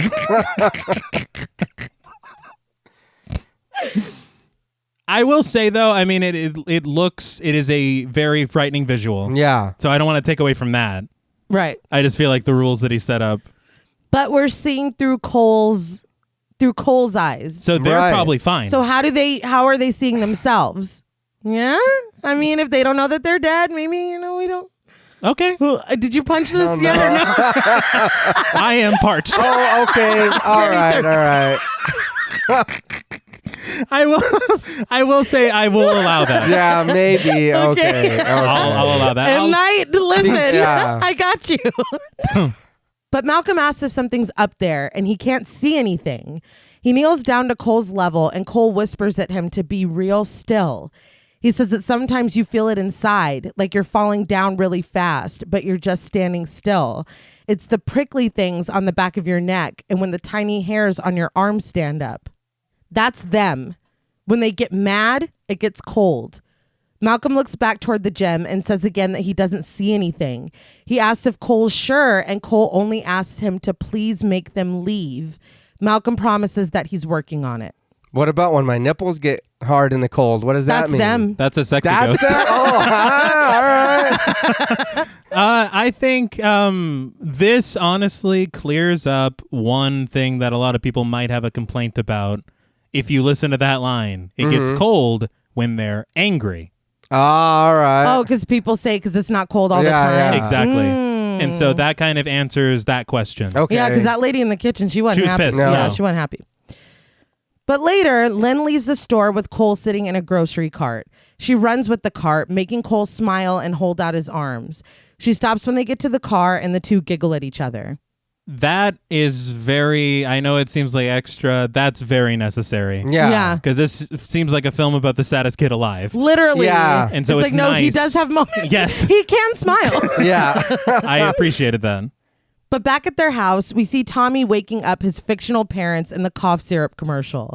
He tells them that his throat hurts and they give him the cough syrup. He's like, Yeah. We then cut to him healthy and playing with the dog outside. Cole watches this on the TV as Lynn inspects the thermostat, and she lightly chastises Cole when he throws his shoe at the TV to make it shut off. I understand. She's like, Cole. I get it, but come on, We have man. one TV. Yeah. Literally, it's wheeled into the kitchen. Like, Yeah. don't fuck this up. But she tightens her sweater around her and says that the thermostat is broken. She doesn't care what they say. She sits down to eat across from Cole, telling him to take off the huge leather gloves that he's wearing, finally telling him to take them off the table completely when he sets them next to his plate. I'm assuming they're his dad's. Yes. They start to eat, and she tells him that she saw what was in his bureau drawer while she was cleaning and asks if he wants to confess something. He just stares at her, and she tells him that she found the bumblebee pendant and asks why he keeps taking it. He stops eating and folds his hands as the camera slides over to Lynn. It was Grandma's pendant, and Lynn would have been so sad if it had broken. We slide back over to Cole as he says that Lynn cries because she misses Grandma so much. Sometimes, though, people think they lose things, but they didn't lose them. They just got moved. She asks if he moved it then, and he shakes his head. So that is kind of what we're talking about with this communication thing. Yeah. Because he was really parsing his words. He's like, okay, how can I? Yeah, and he's being metaphorical, Yeah. being philosophical, and she's like, so you moved it then? Yeah. He's like, mm-mm. No. God damn it, Cole. You're not hearing me. She's clearly frustrated, and he asks her not to get mad. She asks who moved it this time as we slide back over to her. She proposes that someone broke in, took the pendant out of her closet, and placed it nicely in his drawer. Cole's like, maybe. Lynn admits to him that she's just tired, body, mind, and heart. She needs help because if he hasn't noticed, their little family isn't doing so good. She says that she's been praying, but she must not be doing it right. So they're going to have to answer each other's prayers. She tells him that if they can't talk to each other, then they're not going to make it. The camera slides back over to Cole, who looks devastated and has his hands over his mouth. She asks him again, promising not to get mad, did he take the bumblebee pendant? He drops his hands from his mouth and tells her no. Lynn's silverware clatters as we slide back over to her. She tells him to leave the table, yelling go when he doesn't move. So if I'm not mistaken, this is another long take Yeah. of back and forth. Yeah. And it adds to the tension when there's no cut. Yes. I appreciate the scene a lot. I really feel bad for Cole because if he said no, it's bad. Yeah. If he said yes, it's bad. Yeah. And no is the truth. It is the truth, but it doesn't look like the truth. No. Because he's not telling her what the fuck's going on. Well, I feel like he might have tried, and A she little gets all bit. weird, and so he's like, no, just Forget it. Yeah. He's like, maybe somebody did break in. I don't fucking know. I'm not here all day. Yeah, I got schooled, dude. But Cole listens to her and heads to his bedroom. But he turns around when Sebastian the dog runs out of his room yelping. While his back is turned, another older kid walks into Cole's bedroom. The boy, played by Tony Donnelly, comes back into the doorway to tell Cole to come on. He'll show him where his dad keeps his gun. He turns around to walk back into the room, and we see that the entire back of the boy's head has been exploded by a gunshot. That's a lot, Robin. yeah. It's fucking striking. It's horrifying. sad. So is. sad. And every single time it still shocks me after all these years. Yeah. It is another thing that I'm wondering about is I was like, did this happen in this apartment? Was this, because honestly, you look at him, he looks like one of the Brady kids. Yeah, he does. Like he's from a different time. Yeah. So maybe it is, but we also have evidence that it doesn't always have to be here. And it's a matter of like Cole. Yeah. So I don't know. Lynn, in tears, is trying to coax Sebastian out of the corner of the laundry room. Sebastian's like, fuck this. He was like, hell no. I don't know if we said, but that dog's adorable. It's so cute. Yeah. But Cole comes into the room and she tries to wipe her tears away before he can see them. He asks her if she's not very mad, can he sleep with her tonight? She tells him to look at her face and tells him that she's not very mad. She holds out her arms to hug him and Cole clings to her. She tells him that he's shaking and sobbing, begs him to just tell her what's wrong. But Cole doesn't say anything. Her frustration and like sorrow here is like it reached through the fucking TV and was like, oh no, you're crying today. Like that's just what it is. This is one of the moments where I found myself. Oh my God, dude. You know? It's very sad. But again, I feel like he's tried to tell you before. He's doing his best without.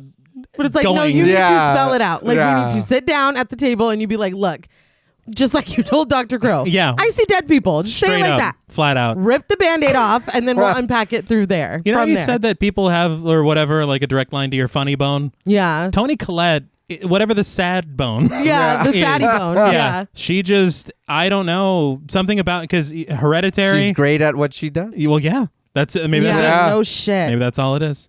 But we cut to an antique shop where Anna shows off a diamond ring to an engaged couple played by Firdous Bomji and Samia Shoaib. She describes the Burmese sapphire at its center, saying that it's timeless. The man asks if Anna has anything a bit plainer, and his partner takes exception to this, asking if he wants a plain ring to go with his plain fiance. Yeah, plain was not Don't the word say used. that. Yeah, Don't. that was not. He asks her not to get in a tizzy, but she just continues to stare at him. He tells her that she is so beautiful. She's a Burmese sapphire all by herself, and she doesn't need all that. Well, he's a little shaky tried it. saying Yeah. He tried it. It was a good save. Yeah. Anna proposes, sealing the man's fate, that she just try it on and see how they feel about it. The man looks like this bitch. He was pissed. She knew exactly what she was doing. He was like Malcolm at the hospital. He's Yes, like, man. She slides the ring on the woman's finger and asks how it feels. She says that the ring communicates a longing, in her opinion. She thinks that the woman who owned it loved a man that she couldn't be with. The woman asks Anna if the man had wavy hair and chestnut eyes. The man is like, what? Yeah. What the fuck? That's unbelievable. I feel like I'll need to evaluate something. Maybe have a couple conversations. But Anna says that she doesn't know about that, but that a lot of things here communicate, and she just needs to find something that speaks to her. She goes on that when people own things and pass away, a part of them is imprinted on their possessions like fingerprints. We cut to Anna returning the ring to its box and telling the couple that she'll get it wrapped up for them. She's good at her job. Yeah. He's like, thanks a lot. Yeah. No shit. You fucked yourself with the plain comment. Well, he shouldn't have said Yeah. that. You probably could have looked at another ring if you hadn't said it like that. It reminds me of that episode of Atlanta where Ern keeps being upcharged at the restaurant. He's like, well, you're He's like, fucking what the killing fuck? me. Yeah. Stop fucking upselling me. So good. Sean comes in carrying a bench. Remember Lemon Square Sean? Yeah. Carrying a bench up the stairs for her, and the two joke until Anna brings out a gift she got for Sean's birthday. He opens it, revealing it to be a first edition book, and he tells her that it's too much. She jokes that she's taken it out of his Christmas bonus, and the two hug. After a moment, they hug again. More intention behind it this time. They look at each other longingly, pressing their foreheads together, but the moment is broken when they hear glass shattering. They rush past the couple in the front of the store, where the window to the front door is shattered. They walk outside and look up and down the street, but we see Malcolm walking away briskly, holding his side. He is. Yeah. I do want to say, first of all, that's fraternization. Yeah, she is his boss. Yeah, you shouldn't be doing that. It's bad luck. But you got this dude. You got Bruce Willis. Dude, Bruce Willis. Who's Bruce Willis? This fucking, what is it? A jewelry store? I assumed All it right. was an antique shop. This antique Yeah. employee. He wouldn't have gone back. He wouldn't have saved Marcellus Wallace. He wouldn't have done it. He would have left the shop. He wouldn't have done it. He would have left the pawn shop. You made it sound like he was an antique. Yeah. This antique motherfucker. He's just wooden She on the bought shelf. this employee. Yeah, I could have worded that better. I was just disappointed. But as this plays out, we hear Malcolm telling Cole that he knows what he wants. He wants to be able to have the relationship with his wife that he once had. We see the two of them talking, and Cole asks how Malcolm is going to do that. Trying to remain professional, but clearly hurt by the idea, Malcolm tells Cole that he can't be his doctor anymore. He hasn't paid enough attention to his own family, and bad things happen when you do that. He's not wrong. He's not. He tells him he will transfer him to another doctor, but Cole interrupts. He begs Malcolm not to fail him. He says that he's the only one who can help him. His eyes filling with tears, Malcolm tells him that he can't help him. Cole begins to cry, and Malcolm assures him that someone else can. Cole asks Malcolm if he believes him, and he has to ask again if he believes his secret when Malcolm doesn't answer him. Looking away from him, Malcolm says that he doesn't know how to answer that. Cole slides the penny across the table toward Malcolm. Malcolm looks down at it and finally up at Cole, who asks him, still crying, "How can you help me if you don't believe me?" He says that some magic is real. I saw an interview with Bruce Willis, and he was saying that they did this scene a lot in varying stages of Malcolm being very detached, Malcolm here trying to remain professional, but, clearly upset and tearful, and Malcolm fucking sobbing. And he calls them wet scenes when everybody in the scene is crying. Yeah. He was like, I don't like doing wet scenes. He was like, but we did. He said that what was used, he thought was perfect, but that they did this so many ways where he is like unfeeling or he's fucking like sobbing with Cole. I think this is so perfect because you can tell how bad it hurts him. Yeah. But he's trying to save his marriage. It's a rock and a hard place. Right. It's very sad. I think one thing that hits me as well is M. Night as a filmmaker, because you have the moment of Cole saying, "Don't fail me." It's an echo of Vincent saying, "You've failed me." Yeah. A lesser filmmaker probably would have had a flashback or something. Yeah. You failed me. Yeah, and he's like, "Oh shit." Oh yeah, that thing. that thing time that I was heard. shot. Yeah. So it works well because it's trusting your audience to remember. Right. Yeah. And I think that it just works better. Yeah. But later, Malcolm sits in his office replaying what Vincent Gray said. "Do you know why you're afraid when you're alone? I do." He plays an old session between him and Vincent. Malcolm is heard apologizing for having to step out, saying that he hopes he didn't leave Vincent alone for too long. He then says, "Whew, it's cold in here." It's so funny because we say that all the time to each other because he rewinds it in a minute and it's stops perfect. on, "Whew, it's cold in here." But he asks Vincent why he's crying, and Vincent sniffles before telling him that he won't believe. Malcolm rewinds the tape, perfectly playing the part over again. He rewinds it again. "Whew, it's cold in here." we said that too much, I think. I think it every time it's cold somewhere. Yeah, me too. He rewinds it back to before he had to leave the room, telling a story about throwing up chili cheese fries all over a nurse when he was a kid. Vincent is laughing at this. Someone comes into the room telling Malcolm about a phone call that he has to take, and Malcolm excuses himself and the room goes quiet. He hears Vincent take shuddering breaths and he turns the volume up. He listens intently before detecting another sound. He stops the tape and turns it up as high as it can go. The numbers go from white to red. Indeed. Before pressing play again. Vincent is breathing heavily as a man sobs while he speaks in Spanish, saying that he doesn't understand and he doesn't want to die. Malcolm is in shock. The reveal is brilliant. Yeah. Because you have, it's the sound design, it's the music, it's the tape recorder. It all just works so well. His reaction, his facial expression. Yeah. And honestly, when I was a kid, I didn't grasp that this was not a tape of Cole. I thought I was like, you know this already. Well, yeah, it sounds like Cole. It sounded a lot like Cole, but knowing that is what Vincent was going through. Right. And there was a little patch of hair that Cole has in the back of his head. Vincent also had it. Really? Yes. Oh, all right. And so it's like they're afflicted with the same gift. That's the motivation that I couldn't really speak to up top. But Donnie Wahlberg said that in his mind, he doesn't have... he had Malcolm Crowe that he has told his secret to. So he has lived with this his entire life, never telling anybody, turning to drugs, turning to this. He said that he wanted him to be like alternative with like makeup on and black clothes. And he was like, no, this dude is stripped bare. He's got nothing left. Yeah. He's lived tortured with this his entire life.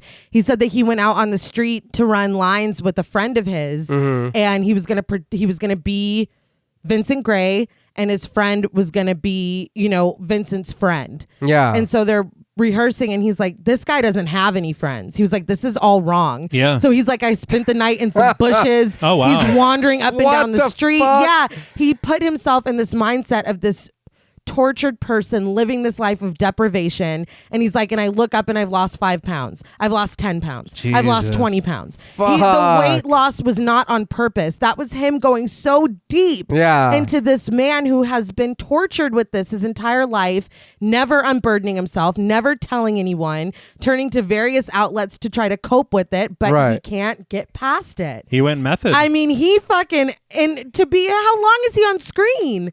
Not even Yeah. a few minutes. I was so fucking impressed. I was That's- like, Donnie Wahlberg.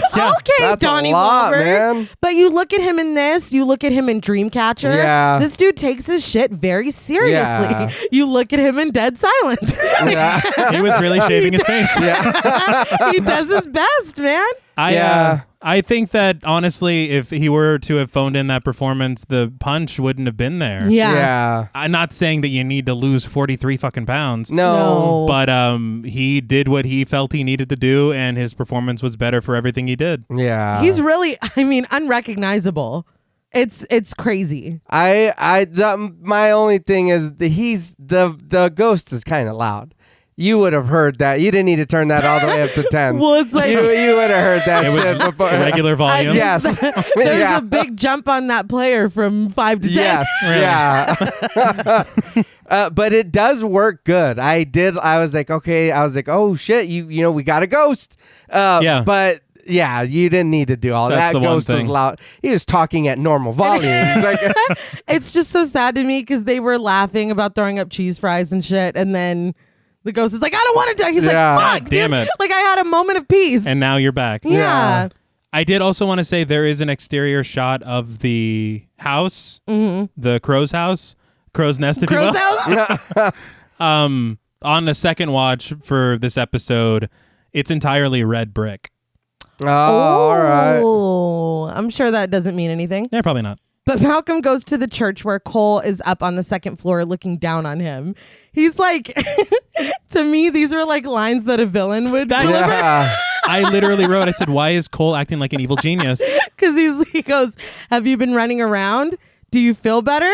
He's like, Yeah. I like running around. It's good exercise. I was like, Cole, he's icing you out. Yeah. You got to earn your way back in.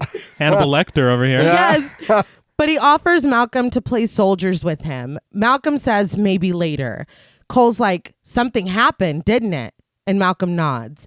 Cole asks if Malcolm is wigging out, and he responds that he thinks that he is. Down in the pews, Malcolm tells Cole about the Spanish he heard on the tape and asks what he thinks the ghosts want when they talk to him. Cole sits down and Malcolm goes next to him, kneeling to his level. He asks Cole to really think about it. What do they want? Cole says that they just want help. Malcolm agrees. He thinks that that's what they want too. They all just want help, even the scary ones. He thinks the key to getting the ghost to go away is to listen to them. But Cole asks, what if they don't want to help? What if they're just angry and they want to hurt someone? Malcolm says that he doesn't think that's how it works. But when Cole asks him, he admits that he doesn't know for sure. You're just going to have to risk it, dude. Like, I don't know what to tell you. Good luck. That night on his way home, Malcolm sees Sean leaving his house. That's a bit much. He gets in his car and Malcolm yells after him, but Sean ignores him and drives Yeah. away. That night, Cole is asleep in his tent when he hears his mother calling out to him, asking what's happening.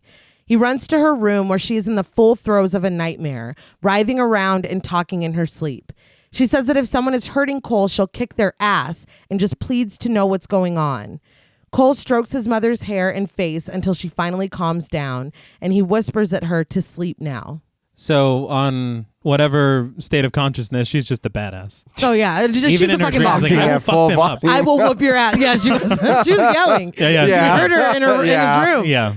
But he goes back to his room and sits in front of his tent. The clothespins that were holding half of it up pulled down from when he ran out earlier.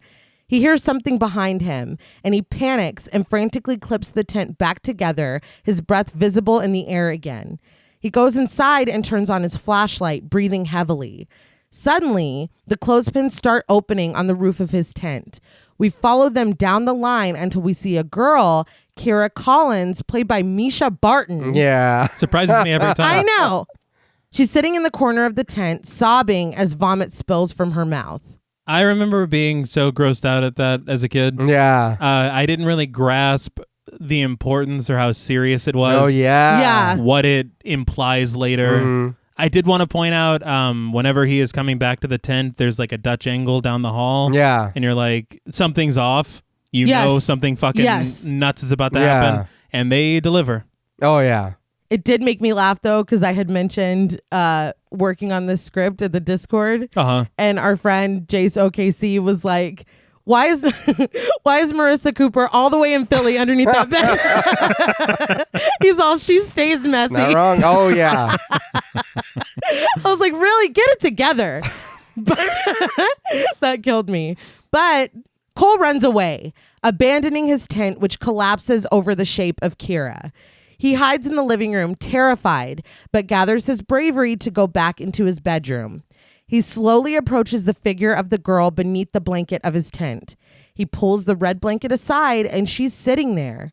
She gags and sobs before telling him, "I'm feeling much better now." Cole, still crying and his voice shaky, asks if she wants to tell him something, and it fades to black. This What? dude's a badass just like his mom. Yeah. Yeah, but she didn't hear none of that shit. He crashed in the Yeah, he living did. room. Yeah, he That wasn't a slide or like he crashed in that She's having motherfucker. when you're having a fitful sleep, you usually wake Well, up. she has to hear him over her screaming as Oh, well. yeah. She's making her She's own. still noise. screaming in She's the room. busy. She's busy. I did see an interview with M. Night, and he was talking about the shot of him taking the tent off of her. Yeah. He said what it was meant to convey is his demystifying this idea of ghosts in Right. general. Yeah. You think Okay. of a sheet ghost. He's afraid. I love that. Yeah. He We're takes it stripping off. that away. Yeah. He sees who she truly is. Right. Damn, that's good. I was All like, right, that's all really right. smart. You need to take a hole punch out of my card for that. Look, hey, in all fairness, I mean, you'll still get your glass of water. But the thing is that I also have a card. It just has less punches in it. I have not earned I'm well hydrated. Yes. I'll say that. around the card. But we cut to Cole riding the bus. He stares out the window at a building, but when they pass a cemetery, he gasps and sits back in his seat. This is when we see that Malcolm is sitting next to him. Cole muses that the girl came a long way to visit him, and Malcolm agrees. Cole fishes inside of a crumpled brown paper bag in his lap and pulls out a clip-on tie, and he puts it on. Okay, so this is why you shouldn't watch these movies for the show when you're tired. Because oh, God. he said it was a long way or whatever. And so I was like, oh, it's going to be a long trip. I swear to God, I thought he pulled out a whole fish out of that bag. And he was just, he's like, look, kids got to eat. I got to. You don't bring an entire fish for road trips? On a bus? I'm sure I'm sure everyone on the bus would have been thrilled. Yeah, they're like, oh my God, this fucking kid. Can't believe he's got a mackerel. It was a tie. Yeah, it was a tie. It was a tie. They arrive at their destination, awake. They're not awake. They're at awake. No, they are awake. Yeah. Like, no, they are awake. They're awake at awake. Yes. Is that clear? Right. Okay. No, I'm Dr. Seuss. They walk among grieving people, and before they go inside, Cole points out that a little blonde girl sitting on a swing set in the front yard is Kira's sister. Inside, people eat and express sympathies, and we see Kira's picture being illuminated by candles. One woman tells another that she went through this when her father had cancer, but she can't imagine a child being in bed for 2 years. We hear someone astonished to learn that Kira had been to see 6 different doctors. I feel like maybe don't talk about this in earshot of the family at the wake, but Yeah. you know. Yeah, probably not. 6 doctors! Yeah. Like, shut the fuck up. I think in a that little decorum. a little, yes. I will say that this is kind of reading. This is for the audience. Yeah. Yeah. Which honestly, you know. It's fine. A man says regretfully that he heard that the younger sister is falling ill now. That I had never heard before. Yeah, I forgot that. I man- forgot about that. A man asks for God to help them. That is Frightening. horrific. Horrific. Malcolm and Cole walk through these people to the stairs. They just walk upstairs. Like nobody's even like. No, not at all. They go up and we linger on a family portrait of Kira, her little sister, played by Samantha Fitzpatrick, and her parents, Mr. and Mrs. Collins, played by Greg Wood and Angelica Page. They stand outside the closed door to the girls' room. Cole asks Malcolm not to go home, and Malcolm assures him that he definitely won't. Cole grabs the knob to the door and turns it slowly. Once inside the room, his shadow passes over multiple videotapes with handwritten titles. It passes over a shelf full of puppets and dolls. Cole reaches out and grabs a small jester puppet before staring at the dangling marionettes across from him. The music mounts and Cole screams as someone reaches out from under the bed. He looks under and it's Kira, her face pale. She slides a box toward him wordlessly. She's got to work on her approach. Kira, you didn't need to do all that. You did not need to do all that. Yeah. It was good misdirection as a viewer. Yeah. Because I'm like, oh, those puppets are creepy. The puppets oh my God. were very creepy. Yeah, they were. All puppets are. But back downstairs, Cole carries the box past Kira's mother, who is wearing a bright red suit and being comforted by people around her. He finally finds Kira's father, who sits in a black suit all alone. Malcolm stands a distance away from Cole, just watching him. Cole gets Mr. Collins' attention, and after confirming that he's Kira's daddy, he hands the box over to him. He tells him that it's for him and that she wanted to tell him something. He walks back toward Malcolm, and the two of them walk away. We spin around to face Mr. Collins as he slowly opens the box and reveals a single VHS tape inside. The screen gives way to static, and we see Mr. Collins sit down to watch the tape. Kira puts on a puppet show where one puppet is asking another one to dance. When the second one is hesitant, the first assures them that they can try it out, and if they don't like the dancing, they can kick them. Seems fair. Yeah. His eyes still filled with tears, Mr. Collins smiles as he watches his daughter's show. The puppets dance for a second when suddenly they stop. Kira wheels her puppet theater away from the camera and gets into bed. Her mother comes in with a tray of soup and milk. She sets the tray in front of the camera and walks away from it, only to return with a bottle of cleaner. She pours some of it into the soup and mixes it up before carrying the tray over to Kira, who is feigning being asleep in her bed. Mr. Collins watches in horror as Kira says on the tape, "I'm feeling much better now." We watch as her mother puts the tray in front of her and tells her to eat. Kira asks if she can go outside after lunch, but her mother advises against it, saying how she's been getting sick in the afternoons. I wonder fucking why. Mm-hmm. She tells her daughter not to say that the soup tastes funny either. We watch as Kira dutifully spoons the soup into her mouth, and the video gives way to static. So I do want to say, obviously, this is one of the worst things I've ever seen. Literally. Kira's father, the actor, his performance is so quiet, understated, but perfect. Yeah. Oh no, yeah. The rage. He's Yes. in fucking The shock. anger. There's so many emotions he's going through. Starting of the tape of seeing his daughter again. Yeah. Seeing her at play. It's a journey. Yeah. So much stuff, and it's all conveyed without words. Yeah. Mr. Collins approaches his wife in her red power suit, admiring a display of red roses. Guests stand behind him, looks of disgust on their faces. Mr. Collins accuses her of keeping their daughter sick, and she doesn't even make an attempt to deny it. No. Outside, Cole joins Kira's sister on the swings. He hands the tiny jester puppet over to her, saying that Kira told him that she liked it and that Kira looked after her. Her sister asks if Kira's coming back, and Cole tells her not anymore, as Malcolm stands by listening. Malcolm standing by was kind of funny. Yeah. He's like, I'm not going to get involved. This is not about me. It's not my business. Just watch the kid at work. Let him handle it. I did read in Entertainment Weekly that Haley Joel Osment said that they filmed the majority of this in chronological order. Oh. And so whenever they got to this scene, it was him trying to realize as Cole that you could possibly have what he called a tolerable future with this gift. Haley Joel Osment said that? Yeah, now he said that now looking back. Okay. Yeah. I would say this child. No, he's a Okay. he's a goddamn prodigy. What? Yeah. But what he said was, as a kid, from this point forward, he played Cole that way. All right. That this isn't a burden anymore. Yeah. It is a gift. Yeah. And you can kind of see the switch. Right. Not only did he vindicate Kira Uh-huh. and Yeah. give her rest, he fucking saved this little girl because her mom. Yeah. I Yeah. heard the little one's sick Yeah. now. Oh, Exactly. okay. And he dropped the dime on. Yeah. Yeah, and then now this bitch is going to jail. Yeah. Oh, yeah. I Talk mean, about pennies. Now we got. Yeah. in the next scene, Cole is getting ready to perform in another school play. A teacher, played by Jodie Dawson, advises him on his makeup. Mr. Cunningham comes into the room with the props that Cole needs for his role as the stable boy.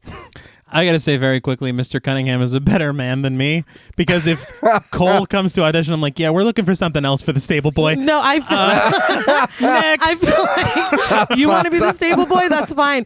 Don't be telling about when I called you a freak in the middle of the that's episode, true. okay? I'm lucky to still whatever be you here. want. Yeah, well, Cole, whatever you want. I need this job. He hesitantly asks who Cole was talking to in here. The teacher gets up and walks away, but when she looks back sorrowfully and turns, we see that half of her is horribly burned. Cole smiles, saying that he was just practicing his lines. Mr. Cunningham nods. He's like, I'm not asking Sure. Yeah. any more Never mind. fucking Never mind. Yeah.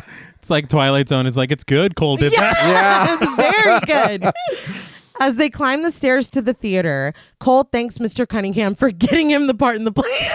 All right. some guilt played Yeah. effect here. Pulled some strings. Yeah. Mr. Cunningham kindly tells him that he's welcome and says that back when he went to school here, there was a horrible fire in this section of the theater and the whole thing had to be rebuilt. Cole simply tells him that he knows. Let's just get you on stage. Come I'm on. not going to ask any Yeah, No more. Yeah. questions. Forget I said That's that. great. That's Yeah. great. We cut to the play. The kids perform King Arthur. Dressed as a wizard, Bobby proclaims that only someone pure of heart can remove the sword from the stone. He posits that they let the boy try, silencing Tommy when he protests that he's just a stable boy and identifying him as the village idiot. Tommy does not look happy to be there. Clearly, No. he wanted to be the stable boy. Yes. Yeah. But Malcolm stands in the aisle of the audience, watching as Cole approaches the sword. He gives Cole a silent nod, and Cole pulls the sword out, holding it high above his head. The other kids proclaim, "Hail, King Arthur!" They carry Cole away, cheering, and Malcolm laughs and applauds with the audience when they all fall into a giggling heap. And this is like Cole's perfect day coming true. It's exactly- He got a great part. Yeah. Yeah. And they carried him away. Yes. I'm like, It's exactly what he wanted. Yeah. I'm gonna try my best to get through the rest of this. Oh God. I watched the rest of this movie through a blur. Literally. Afterwards, Malcolm tells Cole that he was great in the play and that Tommy Thomasimo sucked big time. He did. He was like, oh, like he did not give a fuck. He couldn't get past his real life emotions. Yeah. What a horrible actor. The character. They both laugh as Cole prances around with his sword. Suddenly, he tells Malcolm how he can talk to his wife. If he waits until she's asleep, she'll listen to him and not even know it. He asks Malcolm, "I'm not going to see you anymore, am I?" Malcolm confirms this, saying that they've said everything that they need to say to each other and that it might be time for Cole to open up to someone closer to him. Cole asks if they can pretend like they're going to see each other tomorrow, and Malcolm agrees. I'm already like getting No, emotional. it's- Yeah, Yeah. that's sad. Ah, I That's can't. if I understand that and feeling like that. That fucking sucks. Absolutely. That it's painful. He tells Cole that he'll see him tomorrow. Cole nods and the two share a look before Malcolm gets up and walks away. It is so bittersweet It's too much. because you're like, wow, man, Cole is on his way. Yeah. Yeah, But then you're like, Malcolm's also on his way. Yeah. Yeah. And it hurts. it very much. My man, M. Night, can write. He can't. Yeah, nobody. I mean, have you seen Stuart Little? No, I'm just kidding. That mouse had the best Oh, fucking no, jokes. I don't. He had heart. But we cut to a street.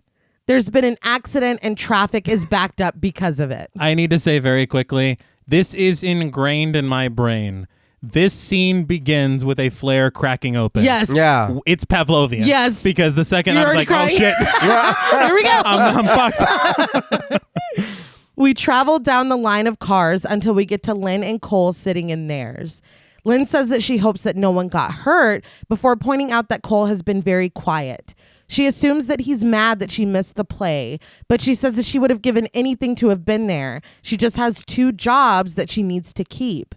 Cole doesn't respond to this, but he gives his mother a long look before telling her that he's ready to communicate with her now and tell her his secrets.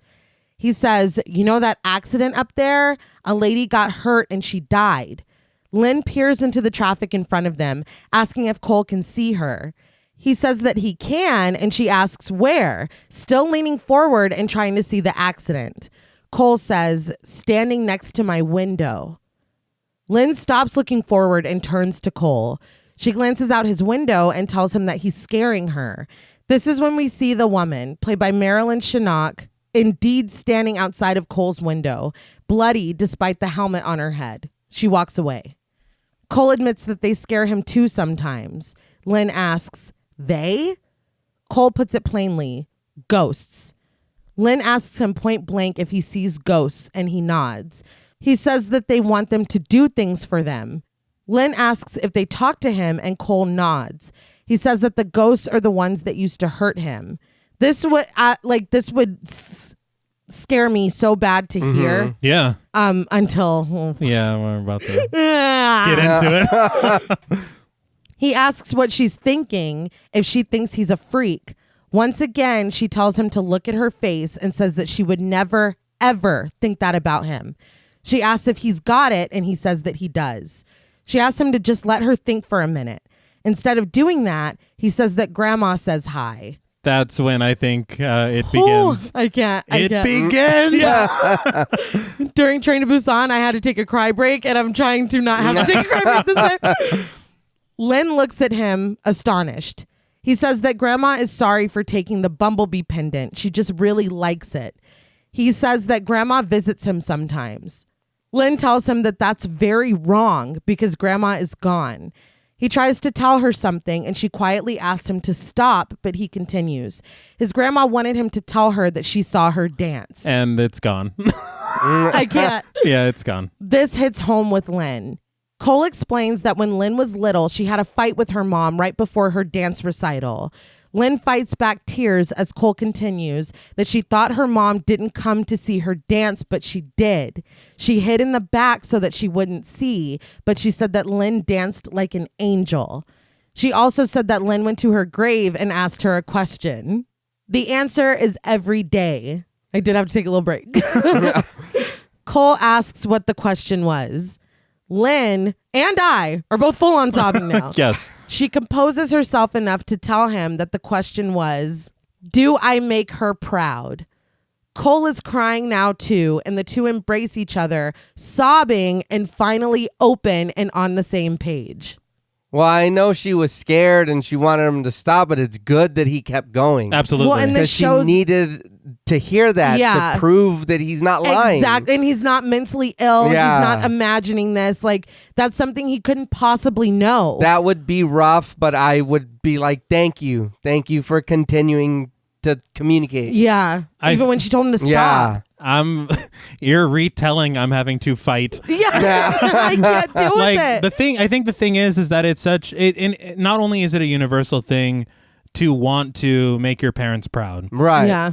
But it's also echoing Cole's fear of being seen negatively by his her. mother. Right. And so in this moment, not only is he stitching up a wound for her that she's held for years, he is opening himself up in a way that he never has before. Yeah. And so it is, dude, I am like, it's too much.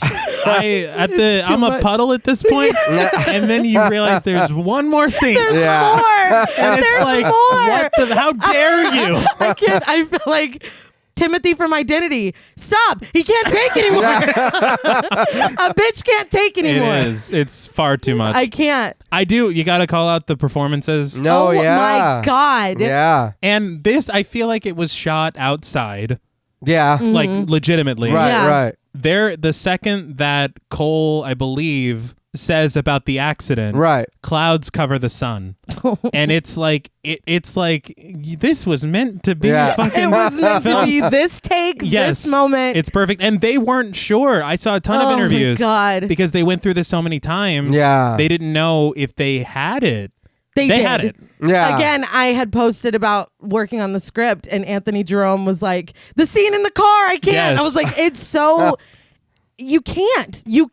And there's no music. Yeah. So it doesn't let up. It's just you with these two people. Yeah. It feels very raw. Yes, and I feel very raw. Literally, I can't get through it. I cannot watch this movie without crying. No. If I make it to this part, it's over at this part. I watched it Sunday and I cried. Yeah. And then I watched it Monday to refresh myself and I cried. It doesn't matter. It doesn't. Yeah, it doesn't matter. It's just there. It's impactful. It's very sad. Yes. It is.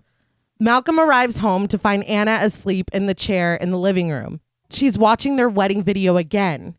Her father gives a speech on the screen, but Malcolm sits next to the chair and takes Cole's advice. He says her name, and Anna, in her sleep, replies, "I miss you." Malcolm tells her that he misses her too. Anna asks him why. Why did he leave her? And Malcolm says that he didn't leave her. Anna adjusts her position in the chair and something clatters to the floor and rolls over to him. It's a wedding ring. Malcolm looks down at Anna's hand, but she's still wearing hers. He looks down at his own hand and his ring is gone. Just to break the heartbreak for a moment, when he looked at his own hand, I thought of Death Becomes Her. I was like, I know that hand. But his eyes fill with tears as we flash back to Cole in the hospital bed. He says that he sees dead people, but they don't know that they're dead. Malcolm asks how often Cole sees them, and Cole responds, all the time. They're everywhere. We see Cole arriving home to Malcolm sitting with Lynn in the living room. Malcolm stumbles into the dining room and sees a solitary plate of dinner on the table. Cole says they only see what they want to see. He remembers the restaurant, reaching for the bill as Anna whisked it away without so much as a glance in his direction. He looks back at the wedding video, at himself, a little drunk, telling the cameraman to give him a minute. He remembers being unable to open his office door, and he now sees that there's a shelf full of books pushed in front of it. He falls back against a wall and sees that Anna is shivering in the cold, her breath's coming out in a fog. He goes back to that night, shot by Vincent Gray. Anna screams and helps him apply pressure to the gunshot in his stomach. He looks down at himself now. He's wearing the same blue shirt. In the past, blood pools beneath Malcolm and Anna turns him. The entry wound in the front was small, but the exit wound left a huge bloody mess on his back. Now, Malcolm turns and sees the same stain. In the past, Anna sobs and Malcolm turns on his side. He assures his wife that he thinks he's okay. The bullet just went in and out. It doesn't even hurt anymore. We watch as he takes his last breath and slips away. Now, Malcolm sits next to Anna, still sleeping. Her breath comes out in clouds and her cheeks are reddened by the cold. He calmly tells Anna that he thinks he can go now. He just needed to do a couple things. He needed to help someone, and he thinks that he did that. He also needed to tell her something. You were never second.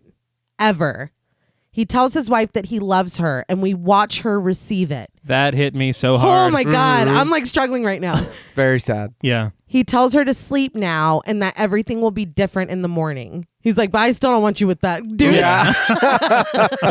In my fucking house. Yeah. With a small smile, Anna tells her husband goodbye. He tells her goodnight, and the music swells as white overtakes the screen. We see their wedding video, them kissing during their first dance before it fades to black, and we see an M. Night Shyamalan film. And the credits roll. So, as we all collect ourselves, what did you guys think of The Sixth Sense? I really like this movie. I hate to say my only negative is that it's really sad. But it is really sad. It is very sad. But great movie. Like, I know we do give M. Night a lot of shit, but this is a really, really good movie. Mm-hmm. And like I said, I'll be honest, man, that's really my only negative is how sad it is. Like, I want to have a good time and I want to get scared or I want to, you know what I mean, go on a ride, but I don't want to cry the whole time. Oh, and you're crying. And this movie does do that.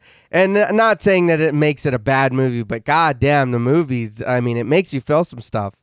But yeah, fantastic movie. I do enjoy everything that they did. Like I said, I feel like the magic trick thing. I get it, but like I said, it was a little. You really Still like on that? well, because I was like, we don't. I get what it was for, but I'm like, I personally didn't care for it. I was Right. just like, all right, whatever. Mm-hmm. But yeah, it does stick with you, and this is a movie that, yeah, it does have rewatchability, but I'm probably not gonna watch it tomorrow because I feel like the more you watch it, you take away from it. You know what I mean? I feel like give it some time. You don't want to just keep crying every day. You know? You have a choice? No, well, with the movies, yeah. Oh, okay. Right? Yeah. But I would definitely highly recommend this movie to anybody if they've never seen it. And I don't want to be like, if you haven't seen this shit, but Yeah. because it is old, but I'm Yeah. sure there's people who haven't seen it. I'm sure. Yeah. Younger people who haven't seen it. Yeah. And go watch this movie. Find it, get it, anywhere. Watch it. I accidentally Today. spoiled it for my friend once. Oh, But it was like 30 years later. Don't well then- don't look at me like that. No, Well, I was no, shocked even that they 20 hadn't 20 seen years it. I later. was shocked that they hadn't seen it. Not that you spoiled it. Guilty conscience. Well, it Yeah. was one of those things where, he had just spoiled something for our mom, and so I was like, that's like saying Oh, that I Bruce Willis was dead at the end of Sixth Sense, and he was like, what? Yeah, I remember that spoiling was very Yeah. frustrating. yeah, I was very mad at that. Yeah. Well, yeah. But anyway, Maybe on Talk Mortem. yeah, we don't. Yeah, Yeah. talk more, and we'll get into. Yeah, we'll talk about that there. No, I think the movie is brilliant. This is one of the most emotionally effective films I've ever seen in my life. right. I think that it is more than just the iconic line and the twist ending. Yeah. A lot of times when films have something like that in it, It's like reduced to it. exactly. And I don't think that that's fair for this film. There is so much that goes into this that makes it so poignant, well crafted, Yeah. scary when it needs to be, and it's just very thoughtfully made. Yeah. I have said, I've gone on record, M. Night Shyamalan has made 3 perfect films, and I think this is one of them. Okay. He's also made some other really good. He's made other films, yes. Give my card back. I love this a lot. Like you said, it is extremely effective. It tears me up every single time I watch it, even knowing what's coming. That's another thing, is the rewatchability, because M. Night had said that he, like I said at the top, used red very purposefully. And it was in these moments where the two worlds kind of meet each other. And so the big red doors on the church, it's when Malcolm and Cole come into contact Yeah, with her. yeah. I mean, everything's so purposeful. Him being afraid of him, looking scared of him, and running down the fucking street. It's not Yeah. because he doesn't want to talk to him. It's because a ghost is coming toward him. Yeah. I mean, I'm going to see you again, aren't I? I'm not going to see you anymore, am Yeah. I? I mean, everything is so... The fact that he was like, I see dead people. Whoop! Like Yeah. the camera is like, him. You. Yeah, he's dead. Yeah. And the fact that it took me so many times watching this to realize that he is wearing some iteration of what he wore that night in Yeah. every single scene. Even the sweater. The coat, Yeah. the sweater, the blue button down. I mean, it is just, and you don't notice. No. They're able to dress it in such a way that you don't even fucking think about it. And that's one thing that they said led to the success of the film in theaters. Yeah. It was a lot of people seeing the film for the first time, telling like 10 of their friends and being like, I got to go see that again because I want to know when the fuck. I want to catch Yeah. it. Yeah. And they did. It's just, even when he comes home and Malcolm and Lynn are sitting together, Lynn is not even looking at him. No. Yeah. In the restaurant, he doesn't even touch the chair. He just sits straight down. The server doesn't talk to him. It's all, if you're watching it knowing that you filled in all of those gaps. Yeah. You saw him digging in his pocket and then he's in his office. So you assumed that he found the key, unlocked it, and opened the door. Uh-huh. You saw him talking to him after he had an outburst at school. You assumed that somebody called him and he showed. I mean, Right. It's you doing a lot of the we did work. that. We filled in those blanks. And I think that the fact that he could write something that we were like, oh no, I got you. And I mean, you have to be so forgiving, or the writing has to be so good that you're not like, wait, What about? yeah. Yeah, we had mentioned it earlier, but when he says that, I see dead people, baby, you had said that the producer said it'd give it away. Yeah. But it made it too obvious.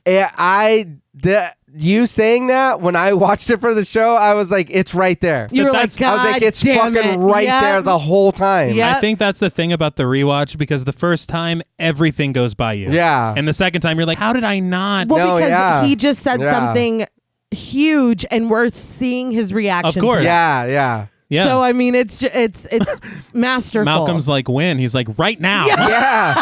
Because You're a ghost. and we're just like, wow, dude. How did I not catch that the first time? Because I was watching it and I was like, oh, he just told us right now. Yeah. And then your sister said that earlier this morning, and I was like, yeah. I was like, that I figured it out too. Yeah. But again, yeah, you don't catch any of that shit. No. You don't notice it. So yeah, like I said, I do agree there's rewatchability, but I don't want to cry. But not too, Yeah, not too much. Yeah.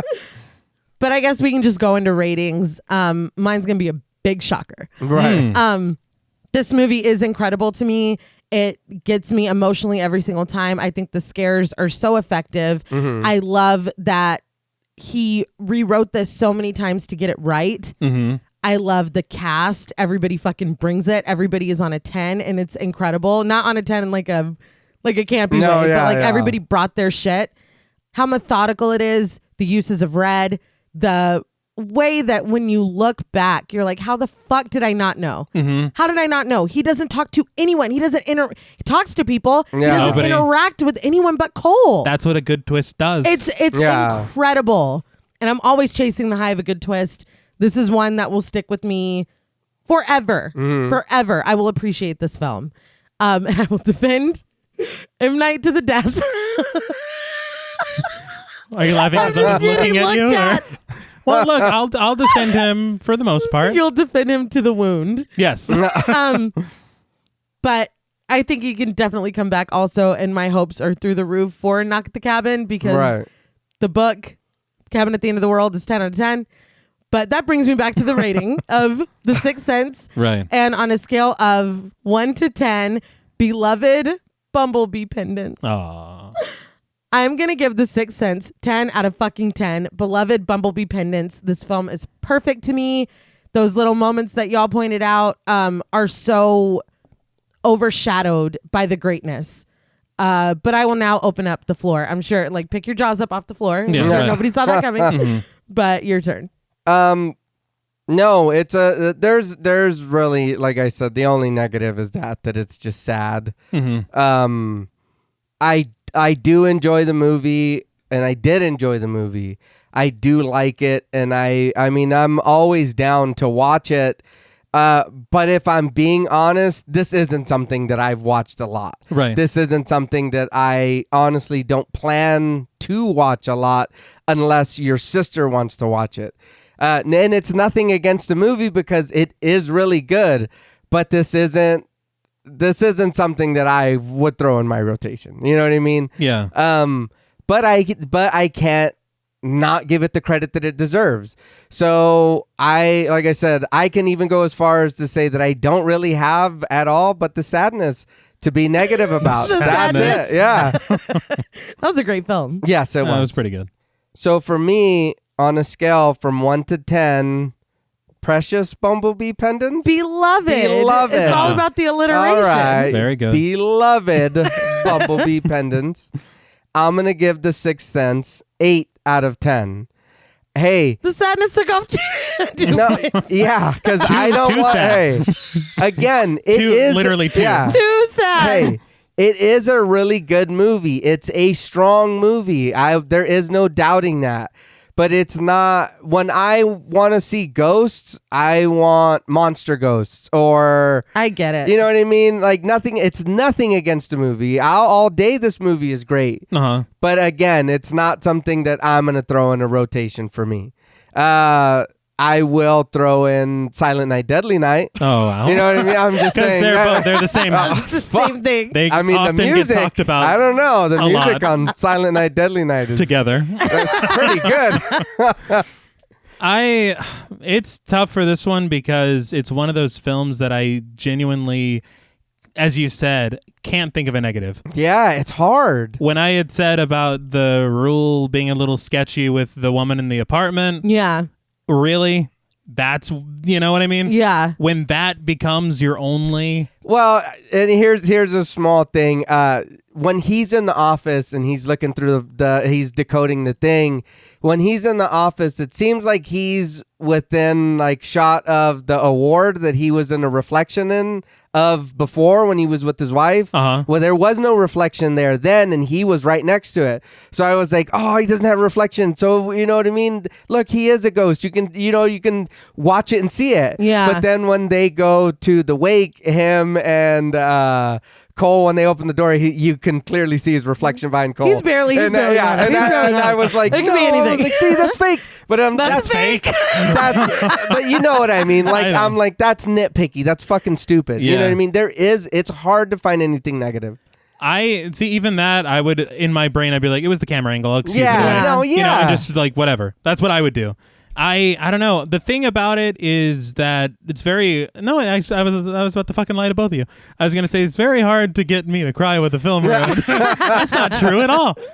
No, I think that for me, I know that it's kind of a negative for you because you're like, why would I want to put myself through that? Right. For me, it's kind of a positive because it's like, goddamn, you know how hard you have to work to make people feel things? Yeah. The worst thing that you can do with a film is to make people be like, all right. Yeah. Feel nothing. I think either it's almost like they say in professional wrestling, if you're getting some reaction from the crowd, that means something. No, Right. yeah. If people are bored to see you, then what the fuck? You know, here's the thing.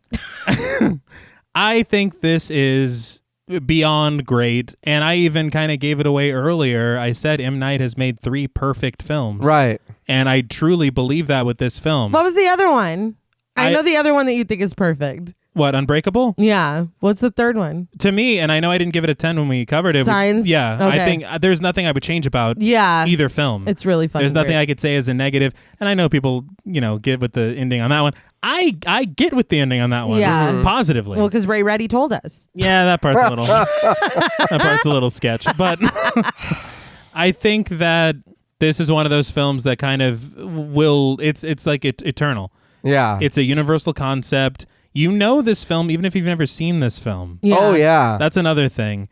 I could say more, but I'd really just be echoing everything you said. Cast, performances, use of the color red. Mm-hmm. Cinematography, I don't think you mentioned. Yeah. I love the long takes. Right. Yeah, I'm a sucker for a long take. I don't know why they impress me. They just do. The sweeping camera, Yeah. very good stuff. Music Yeah. as well. And the use of no music Yeah. when necessary. I think that's what I like a little better. Yeah? Is when it's in the moment and there's no music, so you have to sit there uncomfortable and you feel what's happening there. So it's like There's no Yeah. There's no relief. escape. No, Yeah. that scene in the car. And honestly, if you were to do the scene in the car, M. Night talked about it. If you were to do a swelling thing, it would take away from no, it. It Yeah, would. it would. It wouldn't be as impactful, and I wouldn't be a puddle of tears. Yeah. Well, I probably still would. Yeah, no, we would. We would. But for me, on a scale from 1 to 10, beloved Bumblebee pendants, I will be joining Nay in giving The Sixth Sense 10 beloved Bumblebee pendants out of 10. There is nothing I would change about this film. To me, you are perfect. Right. I did want to point out that, well, first of all, we forgot to circle back and say that Bruce Willis learned to write with his right hand Right. to conceal the fact that his left hand did not have a wedding ring on it anymore. But Okay. I think he reaches for the bill with his left hand in the restaurant and it's flat out not there. I think because the camera movement is so swift, you don't notice it. Yeah. That's I didn't even masterful. notice that. Yeah. But I did want to say it is kind of strange that we're covering this the last film of 2022. All right. This Yeah. is like this Christmas slot. Yeah. Because T had the fantastic idea for our Christmas poll to be the M Night Before Christmas. Yes. Yeah. I just wanted to publicly acknowledge Thank how you. brilliant that is. I was so proud, and then we looked at the calendar. We're like, oh, it comes out after Christmas. doesn't matter, But it doesn't matter. We're fine. We're fine. It's great still in wordplay. It's still December. good. It's all right. Yeah. Yeah. It's still good. It's still good. Well, that's all from us at Podmortem. What would you rate The Sixth Sense and what should we watch next? Let us know on Twitter at The Podmortem. Be sure to follow us on Instagram and like us on Facebook. Be sure to follow each of us on Twitter at Blood and Smoke, at RealStreeter84, and at TravisMWH. Please consider pledging to our Patreon and stay tuned until after the music for a special shout out to our Wendigo Getter patrons. And remember, during times when you are trapped by your own existence, extending your gifts to help others may just be the key to your own freedom. Until next time.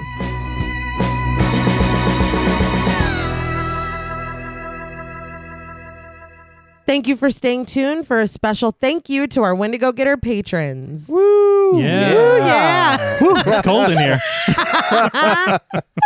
A special thank you to Chris Ontiveros, Kristen Lofton, Megan Martinez, Kimberly Bass, Sophie Hodson, Anthony Jerome M., Jordan Nash, Kent Morton, Guy 54, Lala Thomas, Travis Anissa Hunter, Miguel Myers ATX, Jennifer Perez, Allison O'Neill, Carissa, TJ and Angie Bronson, Gabrielle Trevino, Spooky Mom, Andy Teague, Applin Ontiveros, Karima Rhodes, Antonio Huerta, Kimberly Kleindienst, Will Brown, Sydney Smith, Osvaldo Soto, Bobby Holmes, Donna Eason, JD Rezak, Molly Gerhart, Armand Spasto, Aaron Aguirre, Eggy, William Barry, Brittany Ramatar, Charity Oxner, Amanda Six, Mandy Rainwater, Eden, Jordan Roberts, Dylan, Melissa Sierra, Holly Bryan, Jordan Blevins, Liz Heath, Spencer Montavo, Pancake the Panda, John Ramos, Michael Nuding,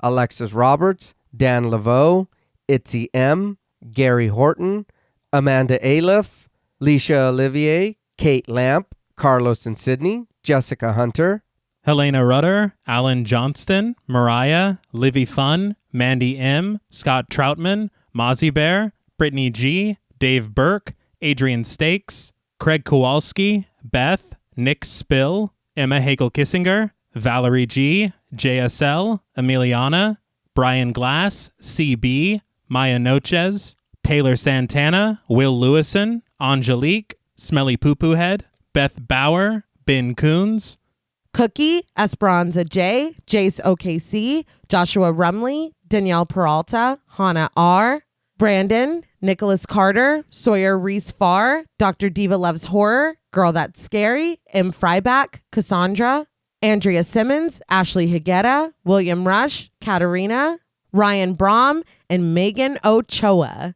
Thank each and every one of you. Woo, thank you. Yes. Thank you all so much. And I gotta say, we feel so seen by you. Ah. Right. Like, you Wait, know, have we Like been you see ghosts? dead the whole Yeah. time? Oh, shit. I think that's the twist. Holy Inside. fuck.